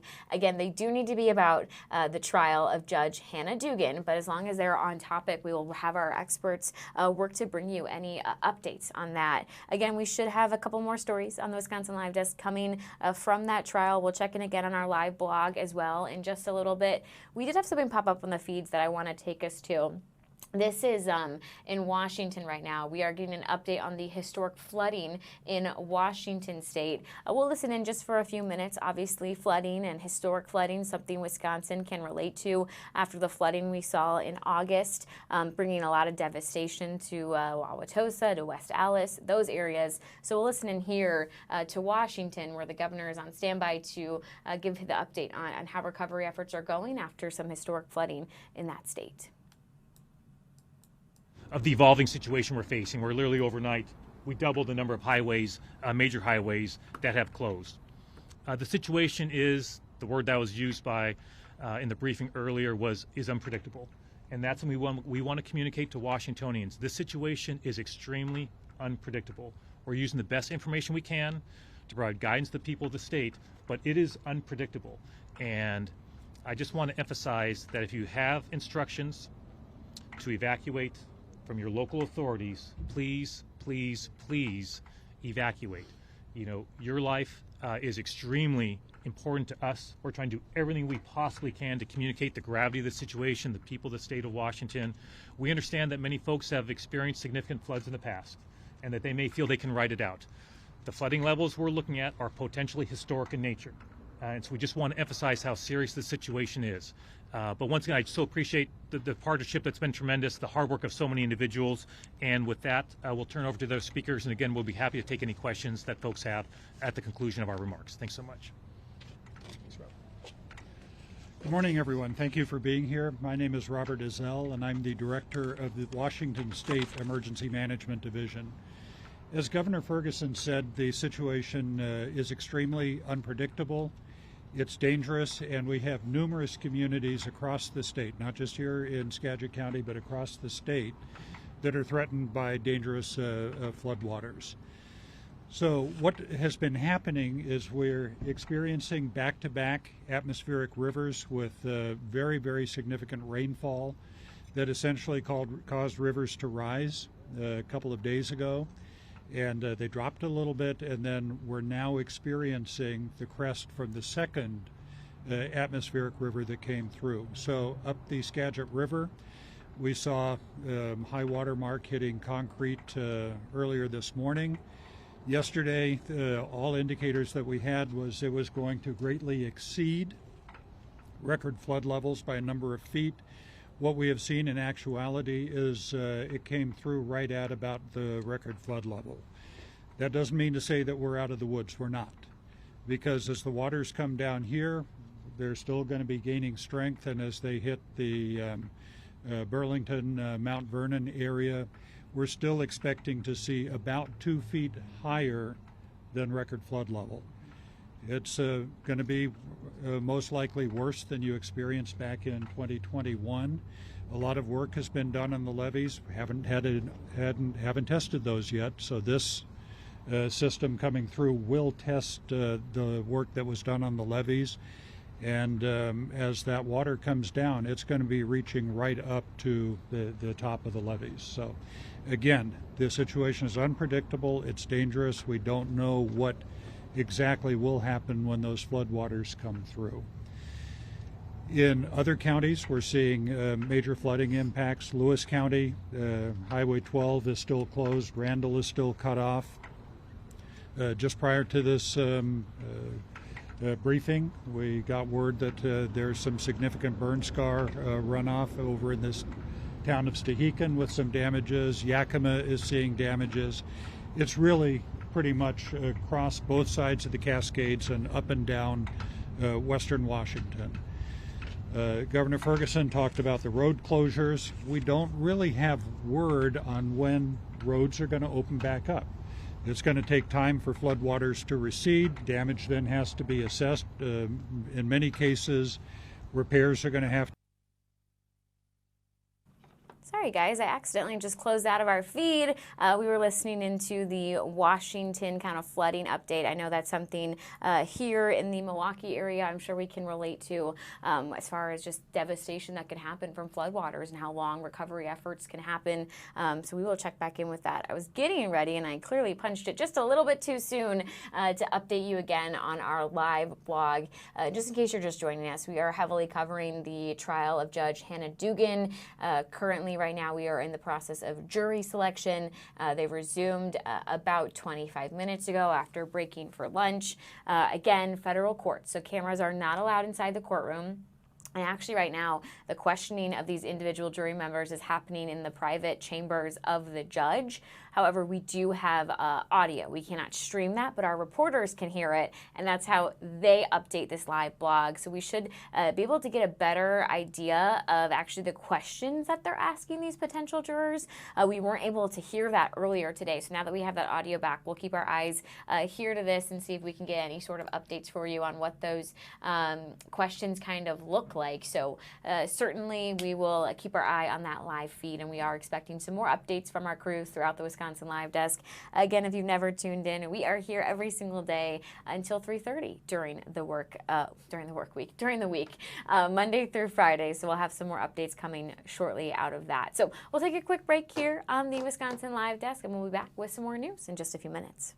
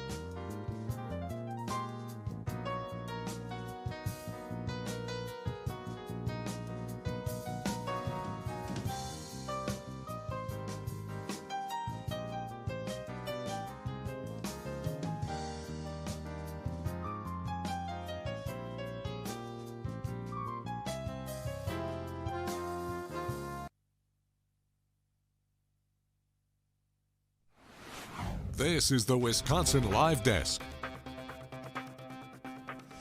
Hey guys, welcome back to the Wisconsin Live Desk. Time check for you. It is 2:12 here on your Thursday afternoon and 22 degrees outside in Milwaukee. Speaking of outside Milwaukee, we are going to take a live look again at the Milwaukee Federal Courthouse. You can see our drone is currently up. This is some live footage because again, inside this courthouse right now, a jury selection is underway in the trial of Judge Hannah Dugan. In case you are just tuning into the Wisconsin Live Desk, I want to remind you that federal court does not allow cameras or any sort of audio streaming. So our cameras are not allowed to be in that courtroom or to bring you kind of the updates that way. We do have our reporters and several crew members there who are able to still report from the specific media room, and that's how we will have you covered this entire trial. But if you just need to be caught up to speed, perhaps you missed Jason Calvi's kind of behind the scenes background information when it comes to this case, I just want to catch you up to speed. And that's about Hannah Dugan. Judge Hannah Dugan was arrested back in April because of an incident that happened on April 18th. But she has been charged in a 2-count federal indictment alleging obstruction of official Department of Homeland Security removal proceedings and knowingly concealing a man who is Eduardo Flores Ruiz from immigration authorities. So basically, according to federal prosecutors, Dugan encountered some federal agents who were at the Milwaukee County Circuit Court, again on April 18th, to arrest Flores Ruiz, who was appearing in her courtroom on a battery charge. So she kind of came out of her courtroom, she talked to these agents, she told them they needed to go talk to the chief judge, and then instead of having Eduardo Flores Ruiz leave the kind of main courtroom doors, she is accused of having him exit a side door. So that is now the federal charges that she has pleaded not guilty to, which is why this case is going to trial. Again, taking a live look right now at the federal courthouse here in Milwaukee, where those jury proceedings are underway. Opening statements are slated for Monday, and we will have you covered here on Fox 6, Fox Local, and the Wisconsin Live Desk. Gavel to gavel coverage here on the judge on trial. This again, Judge Hannah Dugan, facing those 2 federal charges. Because we are not allowed to have cameras in the courtroom, we have a live blog keeping you updated here on fox6now.com. And you can see actually an update from the last time we checked in, 2:02, talking about audio from the individual questioning of the first few potential jurors being made public. It becomes after Judge Edelman blocked the audio. Oh, interesting, from one of those people. So again, if you have any sort of questions as to what's happening in the courtroom, this live blog is a great opportunity to get answers as to what's happening. Again, they're currently working their way through a pool of potential jurors to narrow it down to about 12. I also want to show you, we did get a sketch from our artist who's inside the courtroom from earlier this morning. She drew this image right here, which shows kind of Judge Hannah Dugan there in the middle with the shorter blonde hair and the glasses. That's kind of another way we're able to show you what's kind of happening inside the courtroom is through these sketches. Our reporters will keep you updated as well, and of course our live blog will also keep you updated as to what is happening. And again, here's just another live look at the federal courthouse where it's all going down. Again, just stick with Fox 6. We've got you covered when it comes to this case. We are expected to be joined by Ted Perry shortly here on the Wisconsin Live Desk, and he'll let you know what's happening inside that courthouse. For now, we're going to leave you with this live look at the federal courthouse, and we will be back talking hockey with the Milwaukee Admirals in just 2 minutes. Stay with us.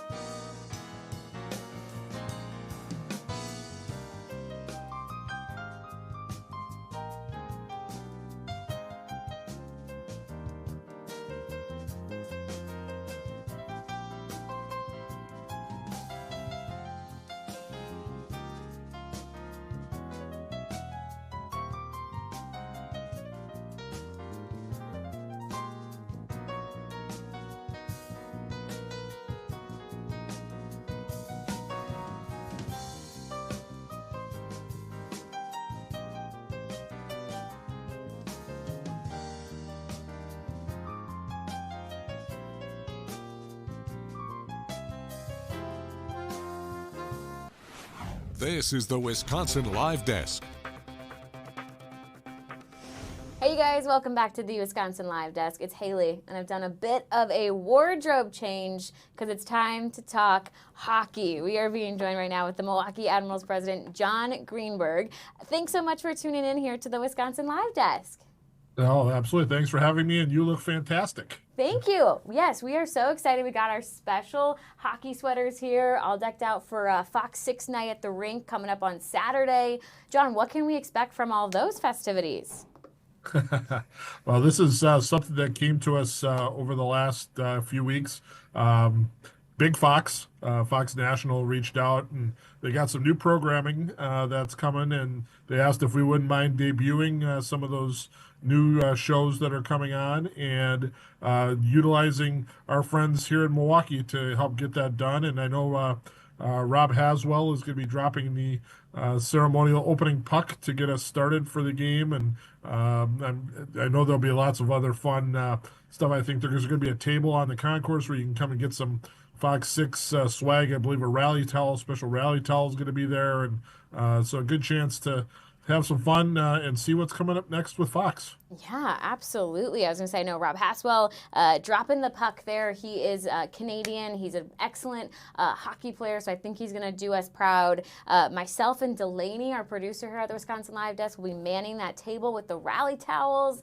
So we are so excited to get to come out and see you guys take on the Chicago Wolves, which I know we played last weekend. We did lose both games against them, so are we ready for revenge on Saturday? 100% ready. Absolutely. That was a tough weekend last weekend, and we definitely need to get back on winning track. We've lost 3 in a row, which is a rarity for us. So we play in Rockford on Friday night, and then we're excited to be back home on Saturday. And we need all the energy we can get from our crowd to help us beat the Wolves and get back on the right side of the ledger.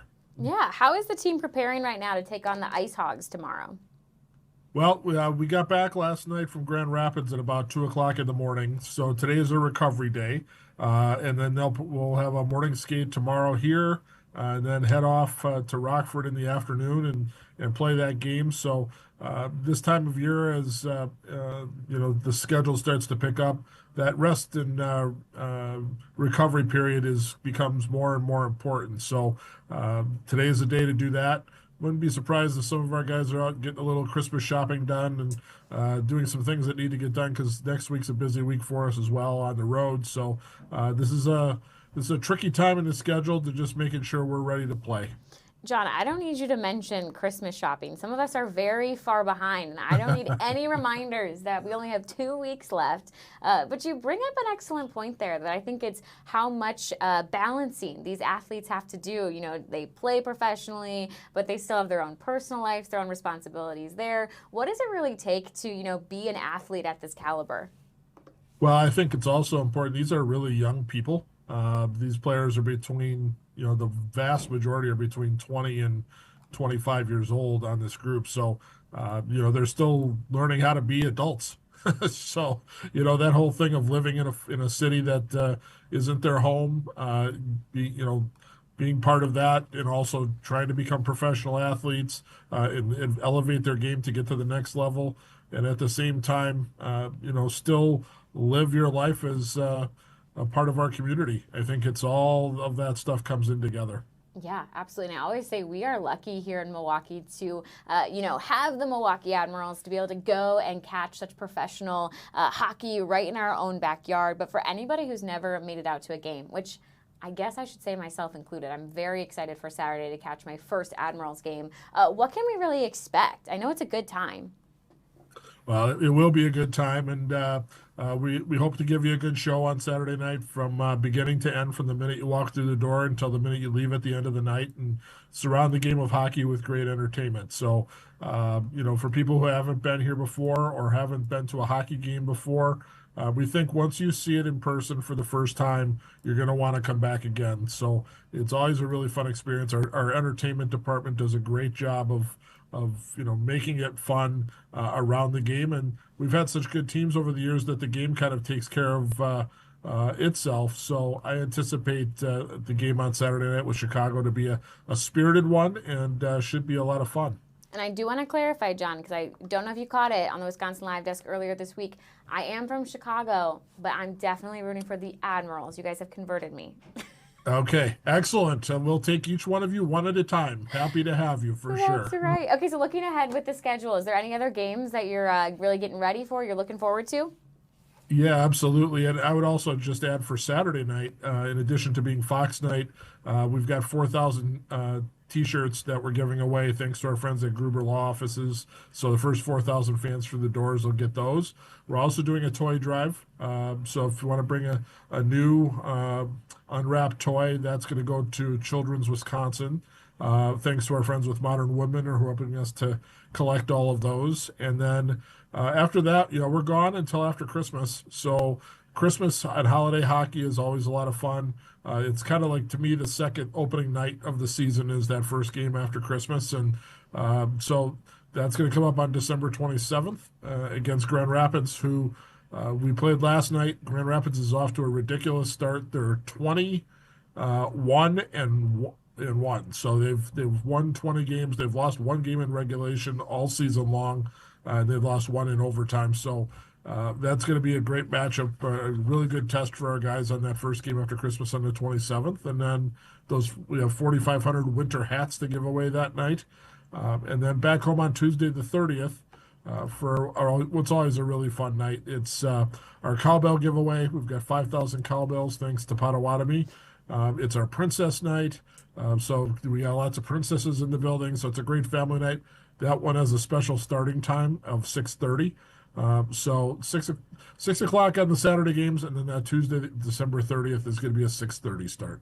I say this Tuesday, December 30th game has something for everyone, I think. You got your princess night, your teddy bear toss, cowbells, yes, Summerfest. There's so many good deals.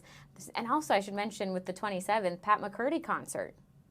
Yes, Pat plays before the game, during the intermissions, and then again after the game down in the Coors Light Chill Zone, which is our bar on the lower level of the building, and he always puts on a great show. And that game on the 30th, I always joke, like, we have so much going on, and we're going to play hockey.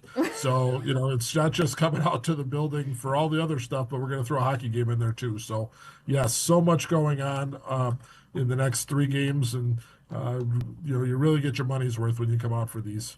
Yes, absolutely. And of course, again, so excited for Saturday, Fox night with the Milwaukee Admirals. Rob Hassel will be there. Delaney and I got you covered with some rally towels before the game. We are so looking forward to it. John, thanks so much for joining us here on the Wisconsin Live Desk. Absolutely. Yeah, I look forward to seeing you on Saturday. Look forward to seeing you. You'll be representing. I like it. Yes, I will be wearing the sweater for the game on Saturday as well, because that's also one thing I've learned about hockey is these are sweaters. They're not jerseys. See, I'm on my way to becoming quite the Milwaukee Admirals fan. But in all seriousness, Delaney and I are so excited to head out on Saturday and to help throw out those rally towels, get everybody prepared for a very good hockey game against the Chicago Wolves, where I think the Admirals are going to get the revenge, get the victory come Saturday. All right, for now, we're going to take a quick break here on the Wisconsin Live Desk, and we'll be right back in 2 minutes.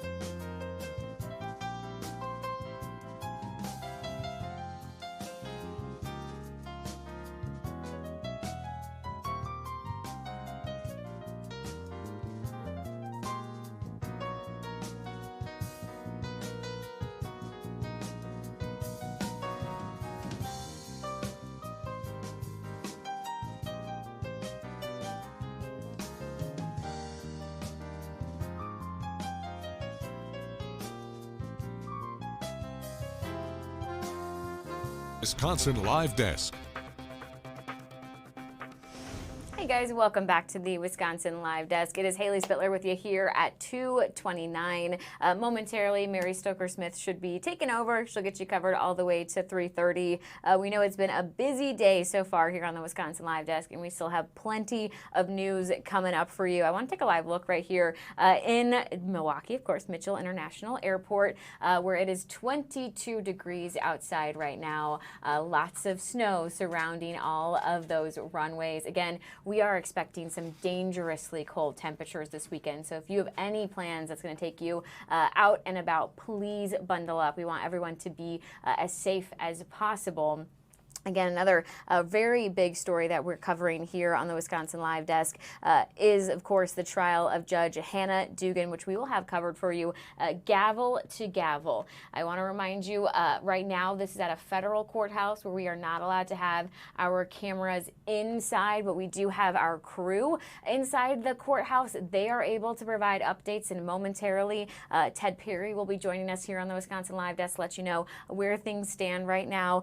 The other thing that we have to really help out in keeping you informed is this live blog, which you can find on FOX6Now.com, as well as in the Fox local app. Our crew is there letting us know how jury selection is going. Again, we have been given the indication that they do think that this jury selection will be finished today. We should have that 12-member jury sat, so we'll let you know any update as it comes out of that courthouse. In the meantime, we are going to head just to the House floor here and listen in. You can see Hakeem Jeffries is currently speaking in D.C. And then Mary Stoker-Smith will have you covered from here and get you out to Ted Perry again, who is working on the trial of Judge Hannah Dugan. But for now, I'll let you go. We'll listen in to Hakeem Jeffries, and Mary's got you from here. Notwithstanding the fact, Mr. Speaker, that Donald Trump apparently believes it's a hoax, the American people know it's not a hoax. Instead of focusing on trying to find common sense solutions to make life better for the American people, Donald Trump and my Republican colleagues continue to just jam their extreme ideology down the throats of the American people while working overtime to benefit your billionaire donors. That's why I'm thankful for this bipartisan effort to restore collective bargaining rights for more than 1 million public servants who are part of the federal government. And I urge a yes vote. Do the right thing by the federal workforce. Do the right thing by the men and women of organized labor, and do the right thing when it comes to ensuring that everyone has a path to experiencing the American dream. I yield back. Gentleman from New York yields. The gentleman from California reserves. Gentleman from Kentucky is recognized. That was a long minute, Mr. Speaker, for the leader of the Democrat Party to advocate for more work from home policies from our federal employees. I think the American people have spoken loud and clear. They support our federal employees like the Republican Party, but we expect them to show up for work, not get paid from home and not be accessible by phone or by computer or by email. And that's what we heard from the leader of the Democrat Party. I reserve my time. Gentleman from Kentucky reserves. Gentleman from California is recognized. Thank you. I yield a minute and a half to Representative Christian Worthy. Gentleman from Illinois is recognized for 1.5 minutes. Thank you, Mr. Speaker. I rise today in strong support of H.R. 2550.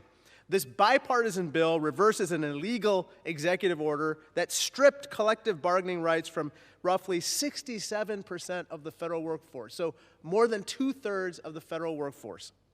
Removing their limited bargaining rights does not improve efficiency. It threatens the integrity of our civil service. These rights exist for one essential reason: to shield federal employees from political pressure so they serve the American people, not the agenda of any one president or political party. No worker should have to take a political loyalty test to receive or keep his or her job. The Protect America's Workforce Act restores a balanced, targeted framework that respects national security while reaffirming the rights of those who serve us. I urge all members to support this legislation and restore these protections for over 1 million federal workers. Again, this particular legislation is about no political loyalty tests having to be administered to workers in the federal government. They are accountable to the American people. I yield back. Gentleman from Illinois yields. Gentleman from California reserves. Chair recognizes gentleman from Kentucky. Reserve. Gentleman from Kentucky reserves. Gentleman from California are recognized. Thank you. I'd like to yield 1 minute to Representative Randall. The lady from Washington is recognized for 1 minute. Thank you so much, Mr. Speaker, and thank you, Ranking Member Garcia, Congressman Golden, for the opportunity to speak on the Protecting America's Workforce Act. I represent 27,000 federal employees who have been through an incredibly challenging year, marked by reckless DOJ firings, chaotic rehirings, and unprecedented uncertainty. They've been stripped of their ability to collectively bargain through President Trump's March executive order. They've been subjected to harassment and questioning of their political loyalties for nonpartisan positions. They live in constant fear that they may lose their job due to illegal reduction in force efforts that the administration has been trying to get away with. As a result, we are losing talented and highly skilled workers at rates we can't afford. And for Naval Base Kitsap, which includes Sub-Base Bangor and the Puget Sound Naval Shipyard and Intermediate Maintenance Facility, that is a national security issue. I'm a proud former union member and the daughter of a union members, and I will always fight to protect union rights. And what's true about Kitsap, where I grew up, is that we are not red or blue, but we're a union town. That's why I was proud to co-sponsor this bill, a proud signer of the discharge petition, and today will be a proud yes vote on passage. Thank you. I yield back. Gentleman, lady's time has expired. The gentleman from California reserves. Gentleman from Kentucky reserves. Gentleman from California is recognized. Thank you, Mr. Speaker. I'd like to yield 1 minute to Representative Bresnahan. Gentleman from Pennsylvania is recognized for 1 minute. Mr. Speaker, I rise today not just in support of H.R. 2550, but in support of the right to collectively bargain. This is not a policy idea. It's a lifeline that ensures fair wages, safe workplaces, and the basic dignity every worker deserves. Unions like AFGE, laborers, and IBEW stand on the front lines defending American federal workforce. AFGE represents federal workers, and in my district, there are 10,000 of them. These men and women care for veterans, help seniors receive timely Social Security payments, and serve as correctional officers at Canaan Prison, just to name a few. When their collective bargaining rights are stripped, they are left without the stability, fairness, and respect they deserve. Likewise, the laborers union who build and maintain the infrastructure this country runs on, and the IBEW who work in dangerous conditions at military bases and power plants depend on these rights to ensure proper training and enforce a safety protocol that prevents accidents and saves lives. Mr. Speaker, I'm proud to help bring the Protect America's Workforce Act to the floor today, and I look forward to its passage. I yield. Gentleman from Pennsylvania yields. California. Thank you, Mr. Speaker. I'd like to yield 1 minute to Representative Lawler. Thank you, Mr. Speaker. Gentleman from New York is recognized for 1 minute. Thank you, Mr. Speaker. I rise today in strong support of H.R. 2550, Protecting America's Workforce Act. Earlier this year, an executive order changed the collective bargaining status of tens of thousands of federal workers. These are career public servants, many of them veterans, who show up every single day to serve our country. Every American deserves a voice in the workplace, and that includes the people who keep our government running and open. Ensuring collective bargaining rights strengthens our federal workforce and helps deliver more effective, accountable service to the American people. We must ensure that collective bargaining agreements already in place remain, as well as ensuring that good government goes hand in hand with that. I was proud to join colleagues across the aisle as being the 218th signature to advance this bill forward. I want to thank Congressman Fitzpatrick and Golden for leading this effort, as well as my fellow congressman here, Mr. Bresnahan, as well as Congressman Lolota for their leadership on this front. I yield the balance of my time. Gentleman from New York yields. Gentleman from California reserves. Gentleman from Kentucky is reserves. Chair recognizes the gentleman from California. Thank you, Mr. Speaker. I'd like to yield 1 minute to Representative Bell. Gentleman from Missouri is recognized for 1 minute. Mr. Speaker, I rise in support of H.R. 2550, the Protect America's Workforce Act. We all count on a federal workforce that shows up every day to serve, not to bend to political pressure or wonder if speaking up will cost them their jobs. But that's exactly the risk if collective bargaining rights are wiped out.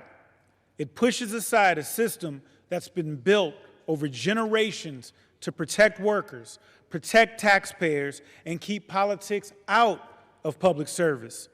Taking away the voice of federal workers doesn't make government stronger. It makes it easier for retaliation, harder for whistleblowers, and worse for the people we represent. I urge my colleagues to do right by the people who serve our country every day by restoring basic fairness and bringing us back to a system that has worked under both parties for decades. I yield back. The gentleman from Missouri yields. The gentleman from California reserves. The gentleman from Kentucky also reserves. Chair recognizes the gentleman from California. Thank you, Mr. Speaker. I'd like to yield 1 minute to Representative Walkinshaw. Mr. Speaker, I rise in... The gentleman from Virginia is recognized for 1 minute. Thank you, Mr. Speaker. I rise in strong support of the Protect America's Workforce Act. In my community, Mr. Speaker, public service is a way of life. More than 80,000 of my neighbors work directly for the federal government. These civil servants protect our national security, care for our veterans, process Social Security claims, advance medical research, and respond when disaster strikes. They've also been on the front lines of President Trump and Roosevelt's Project 2025 inspired efforts to, quote, traumatize the federal workforce. Stripping collective bargaining rights is a direct assault on our nonpartisan civil service. This bill says not on our watch. That's why I signed the discharge petition on my first day in office. This bill restores basic rights for federal employees, defends the merit-based civil service, and honors the spirit of public service that defines my community and communities across the country. I urge my colleagues to support the bill, and I yield back. Gentleman from Virginia yields. Gentleman from California reserves. Gentleman from Kentucky reserves also. Gentleman from California is recognized. Thank you, Mr. Speaker. I'd like to yield 1 minute to Representative Titus. Gentlelady from Nevada is recognized for 1 minute. Thank you, Mr. Speaker, and thank you for your leadership. I rise in very strong support of the Protect America's Workforce Act. Since day one, President Trump has worked to dismantle the institutions that protect workers and weaken the power of organized labor. He dismissed commissioners from the federal agency responsible for enforcing workforce civil rights, and he stripped the National Labor Relations Board of its quorum. Then in March, he moved to take away unionization rights from thousands of government workers, including those at the Departments of Defense, State, and Veteran Affairs. We count on these public servants to be on the front lines, keeping our communities running and our constituents safe. In return, they deserve to have their rights protected. And that's why I'm a strong supporter of this legislation that will overturn the President's dangerous and illegal executive order eliminating collective bargainings. And I urge my colleagues to do the same and vote in favor of this important legislation. Thank you so much. I yield back. Lady from Nevada yields. The gentleman from California reserves, as does the gentleman from Kentucky. I recognize the gentleman from California. Thank you. I would like to yield 1 minute to Representative Horsford, please. The gentleman from Nevada is recognized for 1 minute. Thank you to the gentleman for yielding. Thank you, Mr. Speaker. Despite repeatedly claiming to be the most pro-worker president and administration in history, since taking office, President Trump took action earlier this year that stripped collective bargaining rights from nearly 1 million federal employees. These workers are the backbone of our nation, from nurses caring for veterans, law enforcement officers keeping our communities safe, teachers educating the next generation, and countless others who ensure America runs every day. That's why I was proud to co-sponsor the Protect America's Workforce Act alongside my Congressional Labor Caucus co-chairs and our over 120 members to counter what is arguably the largest act of union busting in American history. I urge every member of this chamber to join the Congressional Labor Caucus in supporting this crucial legislation. Let's stand with federal workers in restoring their union rights against these unprecedented attacks on their livelihoods. I urge adoption. Gentleman from Nevada yields. The gentleman from California reserves. The gentleman from Kentucky reserves. Recognize the gentleman from California. Thank you. I yield 1 minute to Representative Pecan. Chair recognizes the gentleman from Wisconsin for 1 minute. Thank you, Mr. Speaker. I rise today to urge us to pass this discharge petition. Earlier this year, Donald Trump did an illegal executive order stripping 1 million federal workers from their collective bargaining rights, rights they've had since 1962. We've seen this in my home state. In 2011, Governor Scott Walker launched one of the most aggressive attacks on workers' rights, stripping collective bargaining rights. What happened? Our School of Education had a 2/3 drop in people applying. Hey everybody, Mary Stoker-Smith here at the Wisconsin Live Desk. Thanks for being with us today on this Thursday afternoon. Boy, we have a lot to get to today. We have been watching all the developments in the Hannah Dugan trial because, as Haley had mentioned, jury selection began today, Thursday, December 11th. Looking here, Ted Perry is nearly ready to go here. He is at the federal courthouse, of course. He is in the press room right now and will give us a debrief. I'm looking at all of our notes here on Fox Local, which, if you want, you could have too. As we're watching together, you could also have this on your phone because there is so much information there and it's delineated in just a beautifully illustrated way that's easy to understand. But let's go ahead and bring in Ted Perry here, again down at the federal courthouse. And Ted, it's been quite a day with developments. Jury selection, has that wrapped now? Have the jurors been selected? It has not wrapped now. Okay. Bill Miston is up in monitoring the proceedings. Again, we're going to say this a lot, Mary, so let me back up. We're in the workroom right here. This is the only place in this entire gorgeous building, which was completed in 1899. We can get into the history of that if you want, that we are allowed to broadcast from. So Bill is 3 floors above me. He's able to watch this, a closed circuit feed of what is happening. We do not have that down here. So we can broadcast from here, but I can't see the trial or happening right now, the jury selection. So what Bill's doing is Bill's allowed a laptop, so he's keeping us literally second by second updated, just to show you how the sausage is being made here this week. So, and Christina Van Zels is just over my shoulder over there.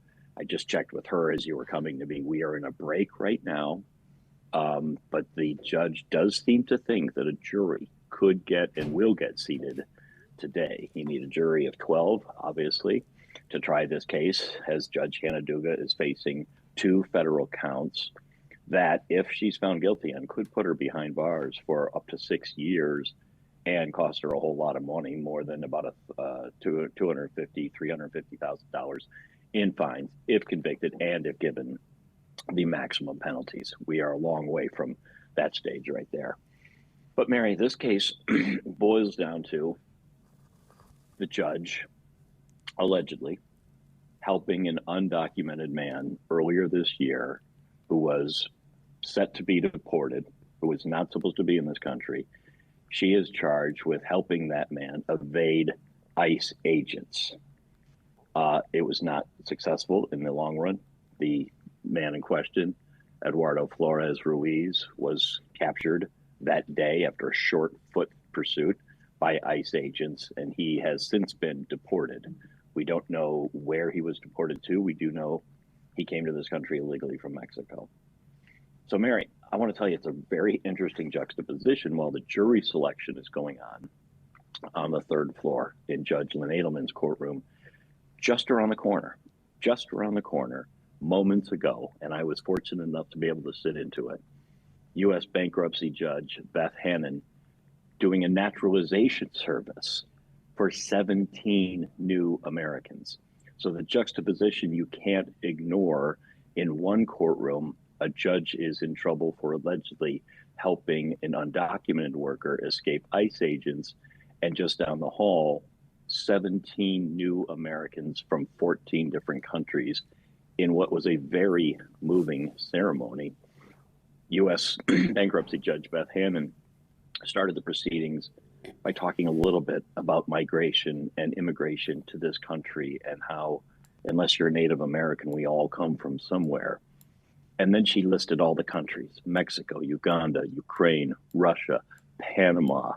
I met a young woman from Kosovo who was very excited because within the next hour, this was about an hour and a half ago, she was going to become an American citizen. I got to tell you, Mary, if you've never been to a naturalization ceremony, you and I were born in this country. We didn't literally have to take an oath. It was granted all these rights and privileges that we have as Americans. You were born, so many, I don't want to say so many years ago, but when you were born, you didn't take an oath. I didn't take an oath. We were just Americans. And to watch people become Americans, and as soon as she swore them in, she said, any blood you shed from this moment forward will be an American blood. That's a very moving statement. And she then went on to list a bunch of famous people who have emigrated to this country and chosen to become citizens, from Anthony Quinn, the actor, to Rachmaninoff, the composer who emigrated from Russia. And it was just an uplifting experience to hear the judge say, look, you are part of this fabric that makes America great. You came here, you went through the process the right way. And now we have 17 new Americans who within the last 20 minutes just became new Americans. So congratulations to them. Yeah, the juxtaposition that you're talking about, Ted, absolutely. And I actually have been to a naturalization ceremony. My sister is from Seoul, Korea, and was given that ceremony. I remember attending. I was a young girl, and I was young, but it was moving.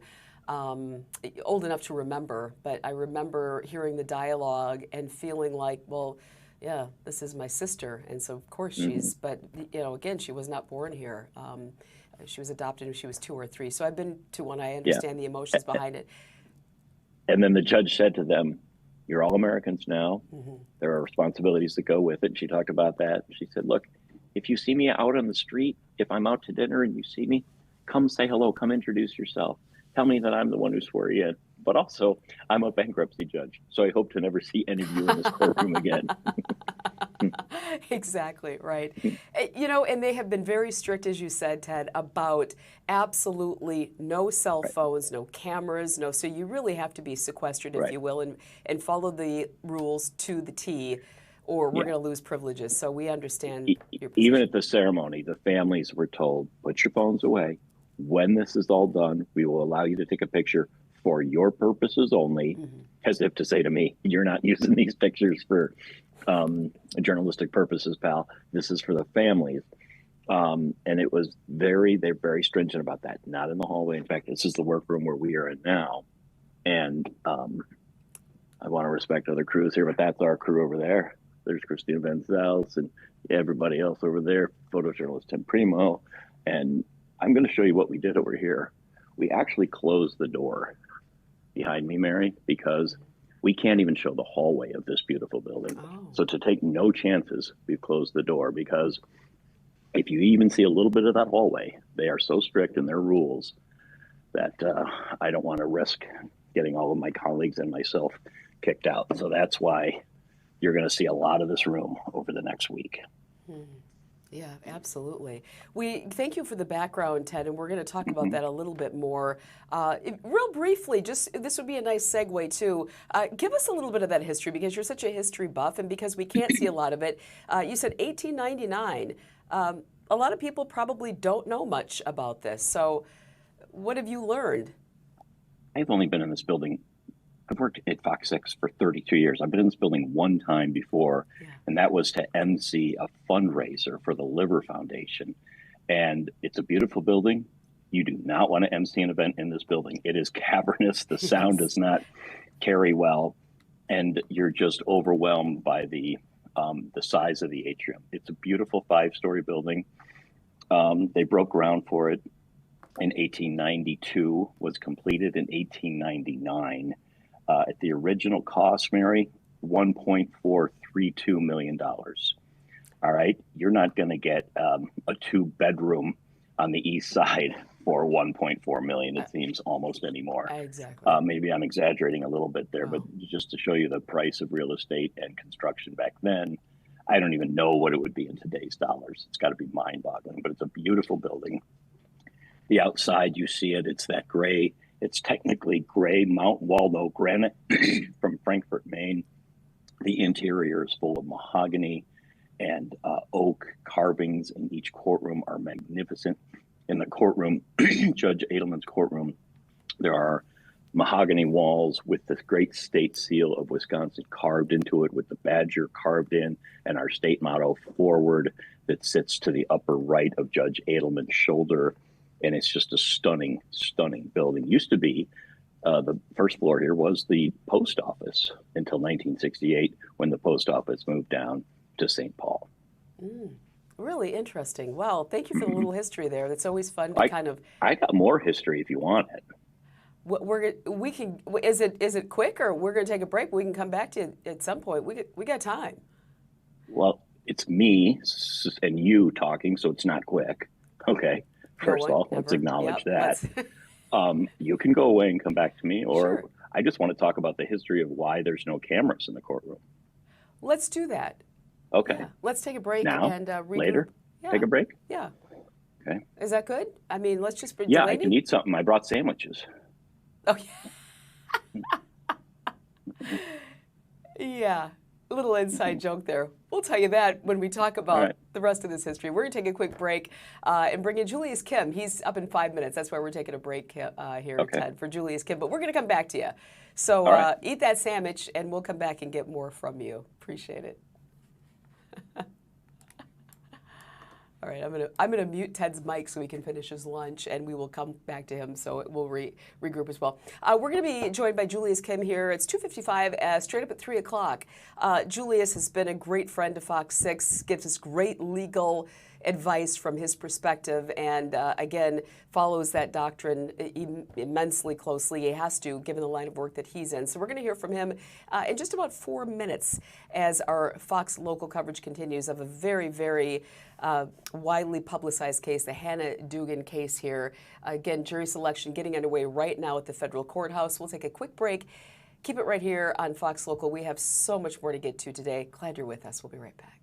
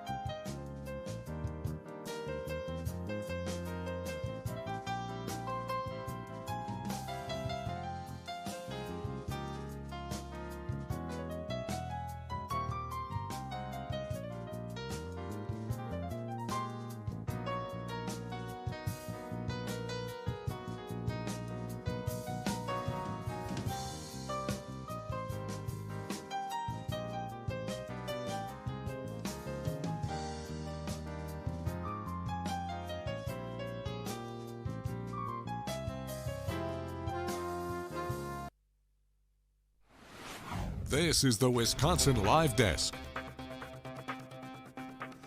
Good afternoon, everybody. Mary Stoker-Smith joining you again at the Wisconsin Live Desk. Great to have you along this afternoon. We have had a very busy day as the Hannah Dugan trial getting underway. Jury selection started today on December 11th, and it has not wrapped yet, as we just heard the update there from Ted Perry. What we do know at this point, even though jury selection has not officially wrapped, at least 80 potential jurors have been assembled in District Judge Lynn Edelman's courtroom right now. And obviously, these jurors will be screened, just like on any trial, to see if there would be any bias, how much they knew. I mean, they obviously want this to be followed by the letter, of course, and so they want to make sure that everything is done, as I mentioned, by the book, and so that's why you have such a large jury pool there, of course. The presiding judge, interestingly, initially blocked the public audio feed of private juror questioning, but then reversed the decision after protests from, well, the press, the media. So that's something that will be very interesting to look at this case. So the private questioning revolves around the potential juror, as I mentioned, prior knowledge. How much did you know? How much did you see?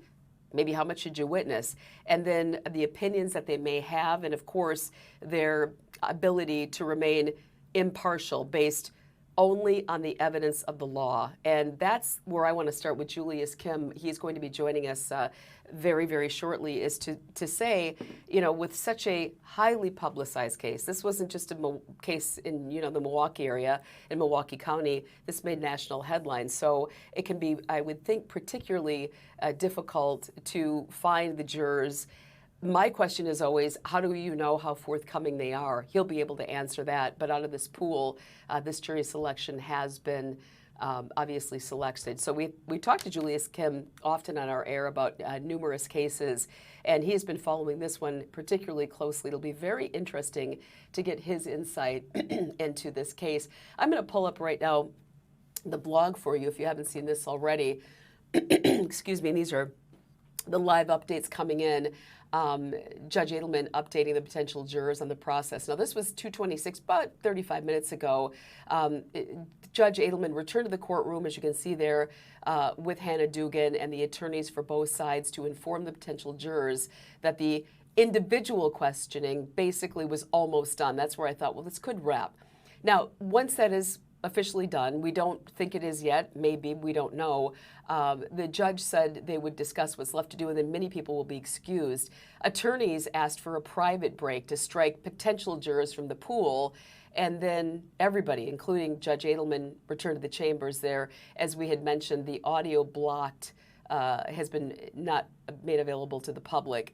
And so that will be interesting to see exactly how much of that we will be privy to at this point. So the court did take a break midday. The jury questioning, has resumed at this point.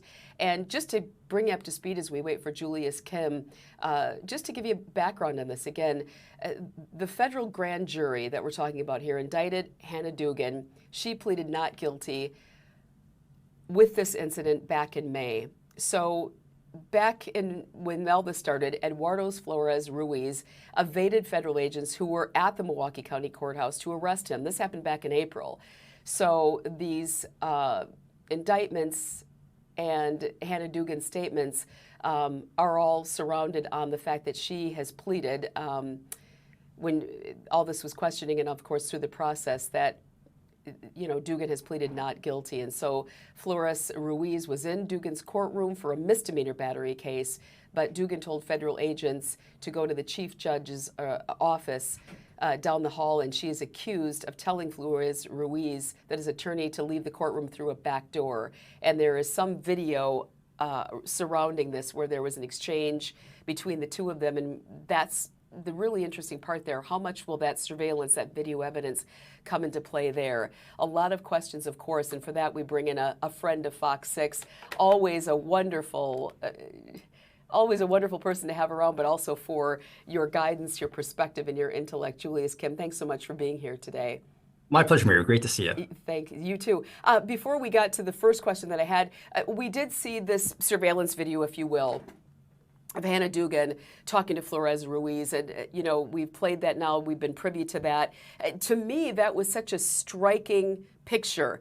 You couldn't help but hone in on that. Again, we don't know the exchange there, but when you see that video, I guess the first thing, when the public sees that, and you talk about jurors, potential jurors, and not having any bias, but if they've seen that exchange, how do you decipher what did that mean? What could that mean for jurors, and how much of an impact does that video that we saw of the judge talking to Flores Ruiz, how much of what an impact does that have? I think it's a great question, and I think you're hitting the nail on the head, because jurors are just like us. Jurors are regular people, regular citizens. And if we see video or hear audio of something like that, and it hits us a certain way, then it's bound to hit jurors a certain way also. And certainly, given the charges against Judge Dugan, it doesn't make her look great. But that's why we have trials. We have trials to kind of flesh out the facts and flesh out the context in which all of this is happening. The other thing that we don't know, and that really hasn't been brought out too much, at least to the public, is what Judge Dugan's intent was, what her motivation was in doing the things that she did. And so that's why we're having this trial, to flesh out all of these facts, the context with all this occurred, and to hopefully get to the bottom of what it was that Judge Dugan was trying to do at the time that she was engaging in all this activity. Well, that's a very good question. So when it comes to, let's just say, Hannah Dugan's defense, would they have to prove without, beyond a reasonable doubt, that she was indeed trying to help him evade? I mean, I'm being tongue-in-cheek here. Could they argue she was just telling him where the bathroom was? Do you know what I'm saying? Like, is it plausible? Sure, it is. But one thing in the criminal justice system is that the burden of proof always lies with the government or with the prosecution. And so it's always up to the government or the prosecutors to prove that someone committed a crime beyond a reasonable doubt. Defendants aren't required to prove that they're innocent beyond a reasonable doubt or that they were doing something beyond a reasonable doubt. So that's always important to keep in mind here. The burden is always on the prosecution to establish that someone is guilty beyond a reasonable doubt. Now, that being said, I think it's important to, we live in a practical world here. And I think that if Judge Dugan wants to make her points and explain why she was doing what she was doing, certainly she's going to have to prove those things to a certain level. But there's no legal standard that she has to prove these things because the burden of proof is always on the prosecution. How much of her, say, background would they be privy to, and how much of that could they use to say either, hey, she's had a stellar record up to this point, Judge Hannah Dugan's never done anything, or there are other instances? I mean, how much, I guess, do you go into the weeds of this? How far off the trail do you get when it comes to, let's say, the prosecution? Right. That's a question that I get a lot from people who aren't around trials a lot, who don't know that there are these very specific rules of evidence that are in place to protect the integrity of the process. And so one of those rules of evidence prohibits either side, in all honesty, from going into a defendant's character. You can't, the government can't use bad acts or specific instances of prior bad behavior to just paint someone in a bad light. And the defense can't bring in all these good facts, all these wonderful deeds that a defendant or Judge Dugan may have done to try and paint them in a better light. Now, there are always exceptions to the rule. That's why there are lawyers to argue exceptions to rules. And so in some instances, those things can be allowed, but for very specific purposes. So as a general proposition, no, both sides aren't going to be allowed to get into Judge Dugan's character, because we don't want to make this trial about Judge Dugan's character, good or bad, depending on your perspective. We want to make it about the facts, what actually happened that day, and and what Judge Dugan did, whether that act, in fact, was criminal or not. And this has sparked another question, and the question could be, hopefully you can answer this, it kind of, what I was writing down when I was doing notes about all this is, how should local judges interact with ICE? I mean, what's your opinion on that based on the law only? Yeah, I don't know how. Right now, the question as to what local judges, and this is specific by each county. Each county generally has a chief judge, and even right now, as we speak, right now after this entire incident, Milwaukee County still doesn't have a specific protocol in place, an official protocol in place as to how judges should deal with ICE being in the courthouses and arresting people. There is a draft of policy and procedures that the Milwaukee County court system may adopt, but it's been a long time, and I'm not sure that's going to be coming anytime soon, quite frankly. But it's tough. This is why we're here today, because I think a lot of these judges were left to try and use their best judgment, given their limited knowledge of how the laws work, the difference between these administrative warrants and these judicial warrants, and the bearing on what they can, what ICE agents can actually do, given the type of warrants that are available or that are out there or are being executed. This is confusing stuff even for judges, even for lawyers. And so because it's confusing because we've never been in this situation before. This is the first time that an administration has cracked down so hard on immigration. And so now we're wading into, foreign territory here, and that's where all of these rules are kind of being tested. So there is no official guidance, as far as I know, to the judges in terms of how to in terms of how to behave when ICE agents are within the courthouse to arrest people. But that's part of why this case is so important, because I think that it's going to provide a little bit better guidance to the rulemakers as to what the parameters are going to be in terms of where ICE agents can go to arrest people.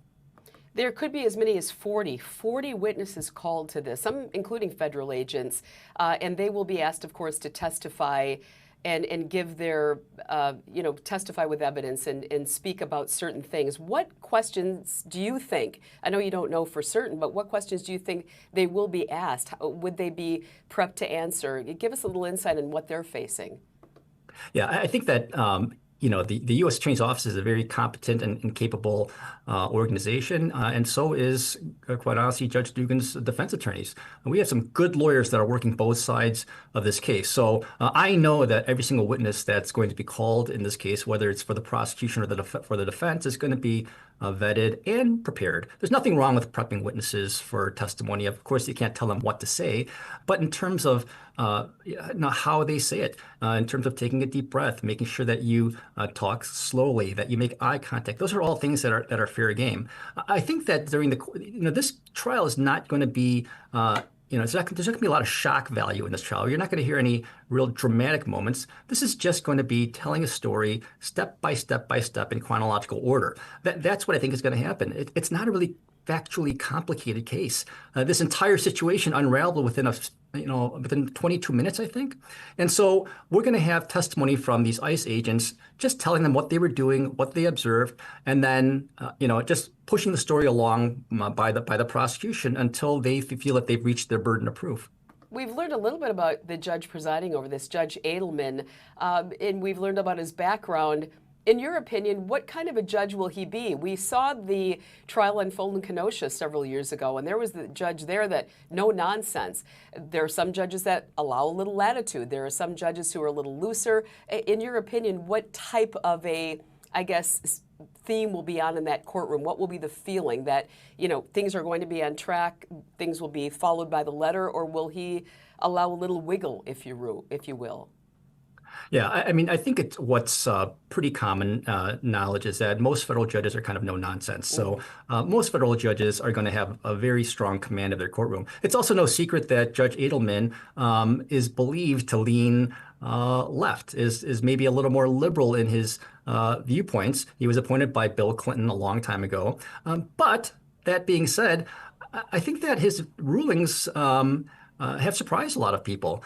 They haven't surprised me, quite honestly. I think his rulings were fair and well-reasoned, but he hasn't been ruling in for the defense and giving the defense carte blanche in this case by any means. I think that Judge Edelman so far has demonstrated that even though he may have some liberal views or may have a liberal bent to him personally, that he has been doing a very, very good job of trying to make decisions on this case based upon the law and what's presented in front of him.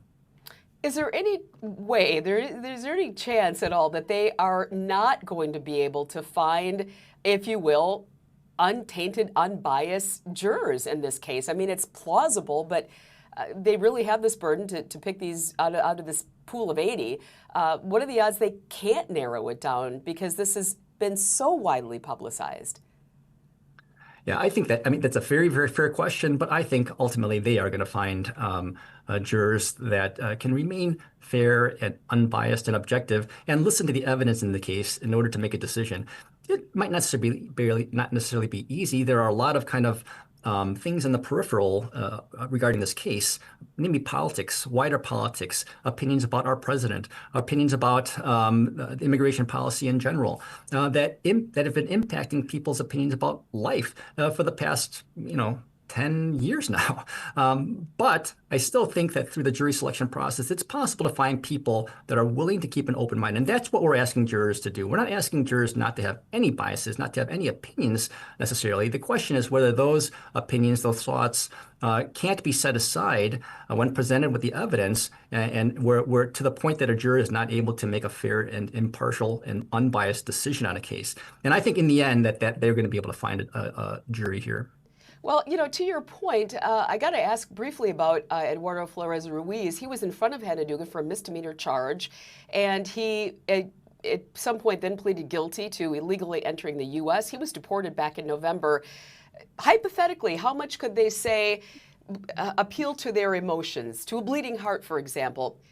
I'm making this up. This guy is here to make a better life, to make sure that his family is fed. He came here. He was a good person, hardworking. How much of that do you think will be presented, if it's presented, to make the juror feel like, listen, the judge, if she was trying to help a guy out, helping to maintain somebody's, humanity, if you will, and say ability to get a better life. Do you think that will come into play?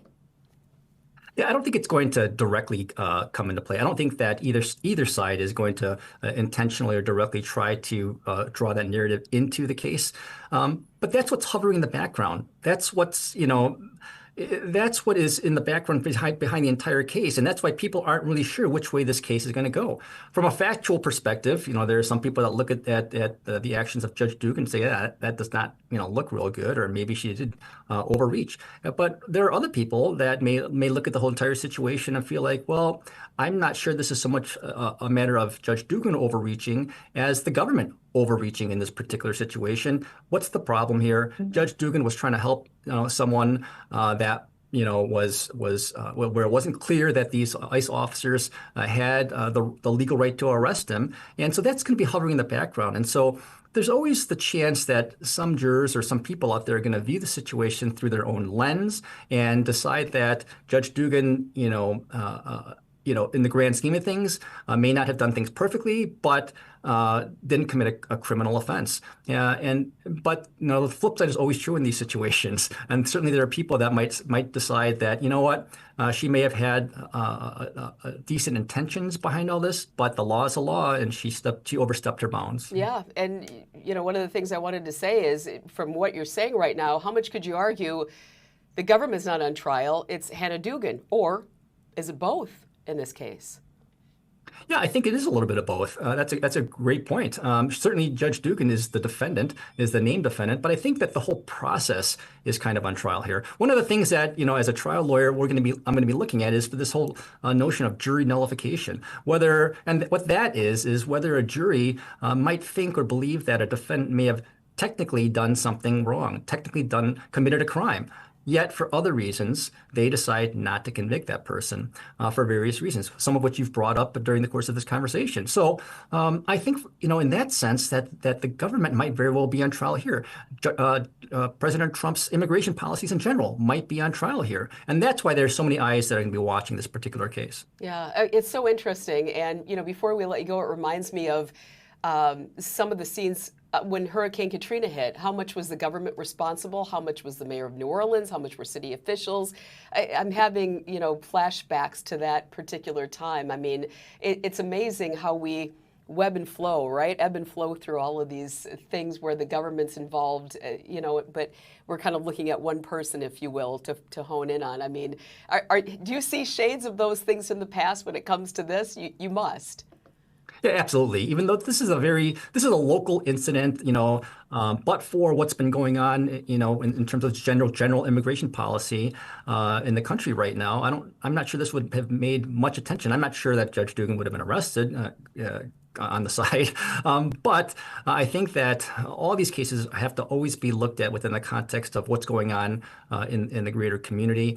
Remember in this case, within, a minute after Judge Duggan got arrested, you have the FBI Director Kash Patel tweeting about it and other officials. And that's highly unusual behavior. So you can't help but to think that they are also very aware that this is, this particular case is going to impact public opinion on their policies. Yes. Oh, excellent viewpoint. We could talk to you all day, Julius Kim. We really appreciate your insight. Wow.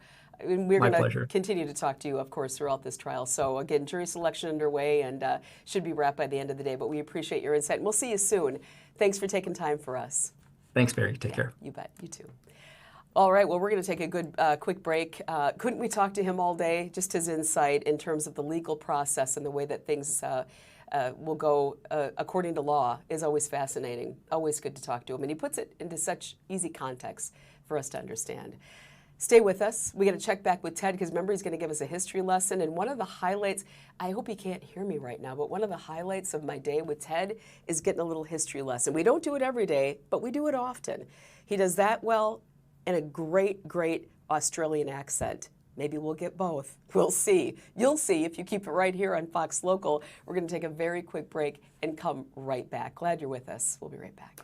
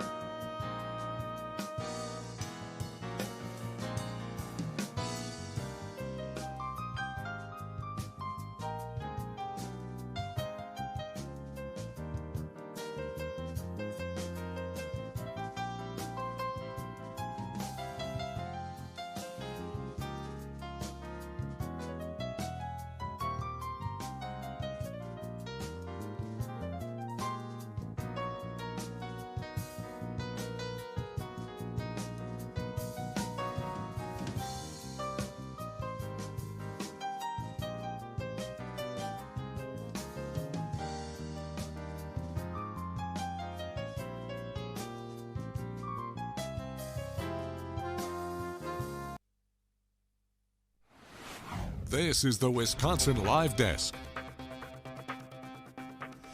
Welcome back to the Wisconsin Live Desk, everybody. Mary Stoker-Smith, joined by Ted Perry there at the federal courthouse. Thanks for being back. You promised that you would give us a little history lesson before we just spoke to Julius Kim, and I just said before the break, I don't know if you could hear me, two of my favorite things that you do are an Australia accent and a history lesson. Today, right? I'm getting both today. Banner day. You're not going to get a full Australian accent today, just a little bit, just a wee bit, because we're talking about cameras in the courtroom, Mary. Mm-hmm. And every night you and I anchor the news, we have some court proceeding coming on from Waukesha County, Milwaukee County, Kenosha, whatever, right? Mm-hmm. Right. It's second place to us. It's like we just assume it's there. A federal court, whole different ball of wax, right? Well, I should say that we do have a jury seated. I'm understanding, so we're just there. Christina, yeah. Can you confirm a jury has been sat? Yeah. Yeah, Christina Menzel's. This is the old game of phone tag. Yeah. Bill types it out. He's upstairs in the watching room. Christina Menzel shouts over to me, we got a jury. So yeah, we do. A jury has been selected. Yep, breaking news. Jury seated 14 selected, 9 men, 5 women. This is what we are hearing from Bill Miston, all white. Jury selection, yep. And so they are double checking the numbers. Hard to see on the feed, so we need to get ultimate verification on that. But at this point, 14 selected, 9 men, 5 women. And that trial will start on Monday and we'll be here. So no cameras in federal courtrooms. I'm going to tell you the fascinating story of why. Mary, do you have any idea why? Well, I have my notions. Does it have to do with technology or no? No. Oh, okay. I mean, think about it. I mean, Mary, I'm talking to you on a phone. Technology cameras are not obtrusive anymore, right? They used to be these big behemoths and newsreels. Now you watch the World Series, they have a camera put into first base. So it's not how obstructive they can be. We got a camera right behind us. That's ours or one of our competitors. So they're smaller. We're going to go back to the Lindbergh trial. The baby Lindbergh was kidnapped and murdered. It was a horrible case, but it was the crime of the century and the trial of the century back in the 1930s.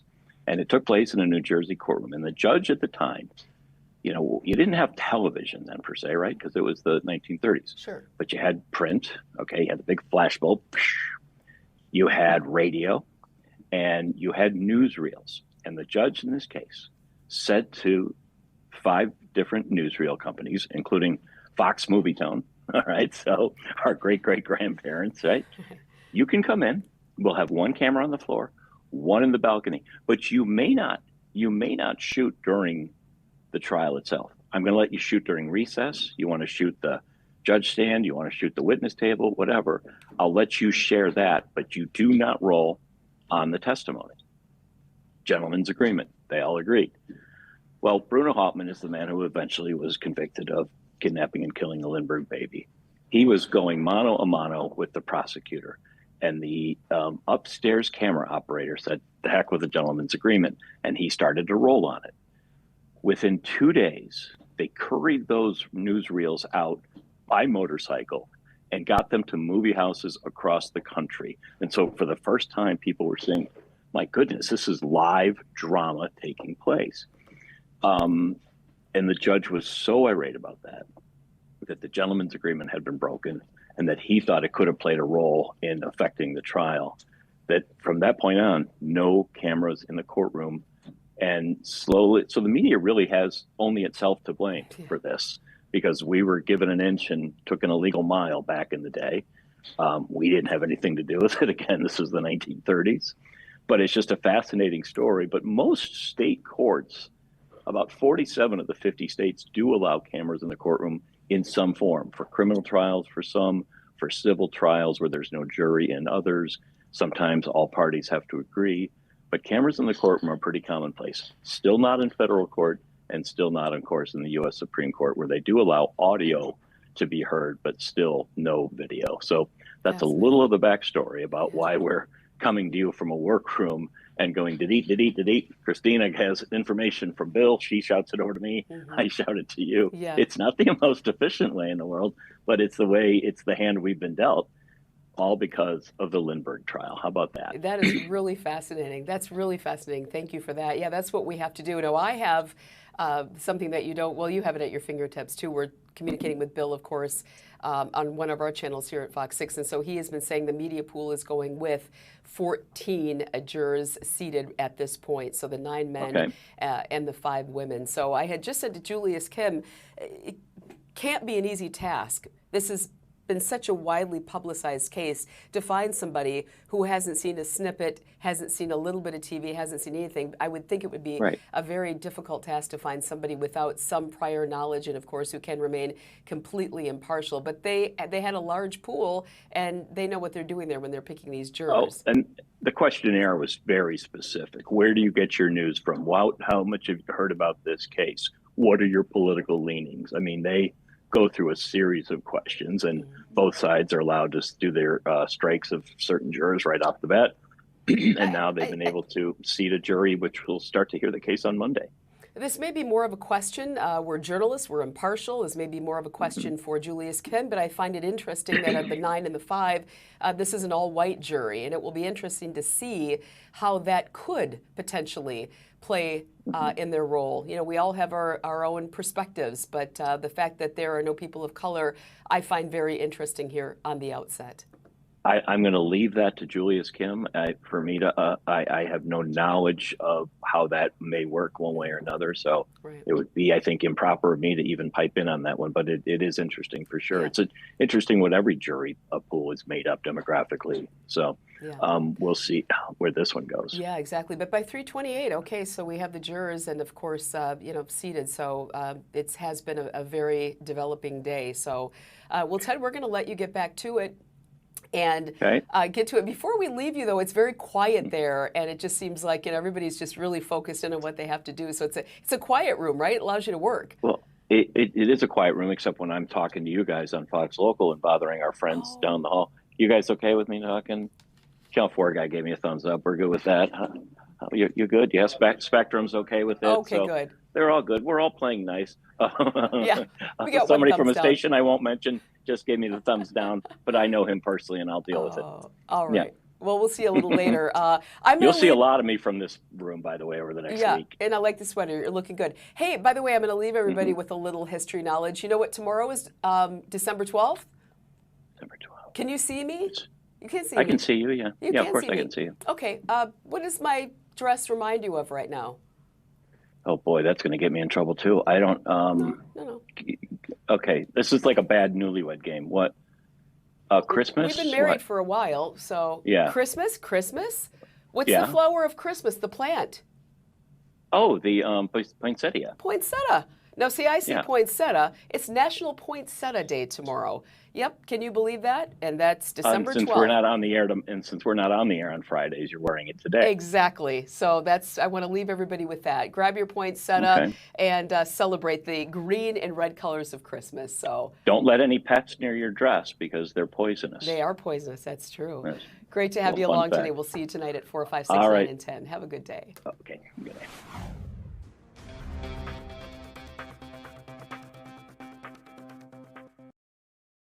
Yet.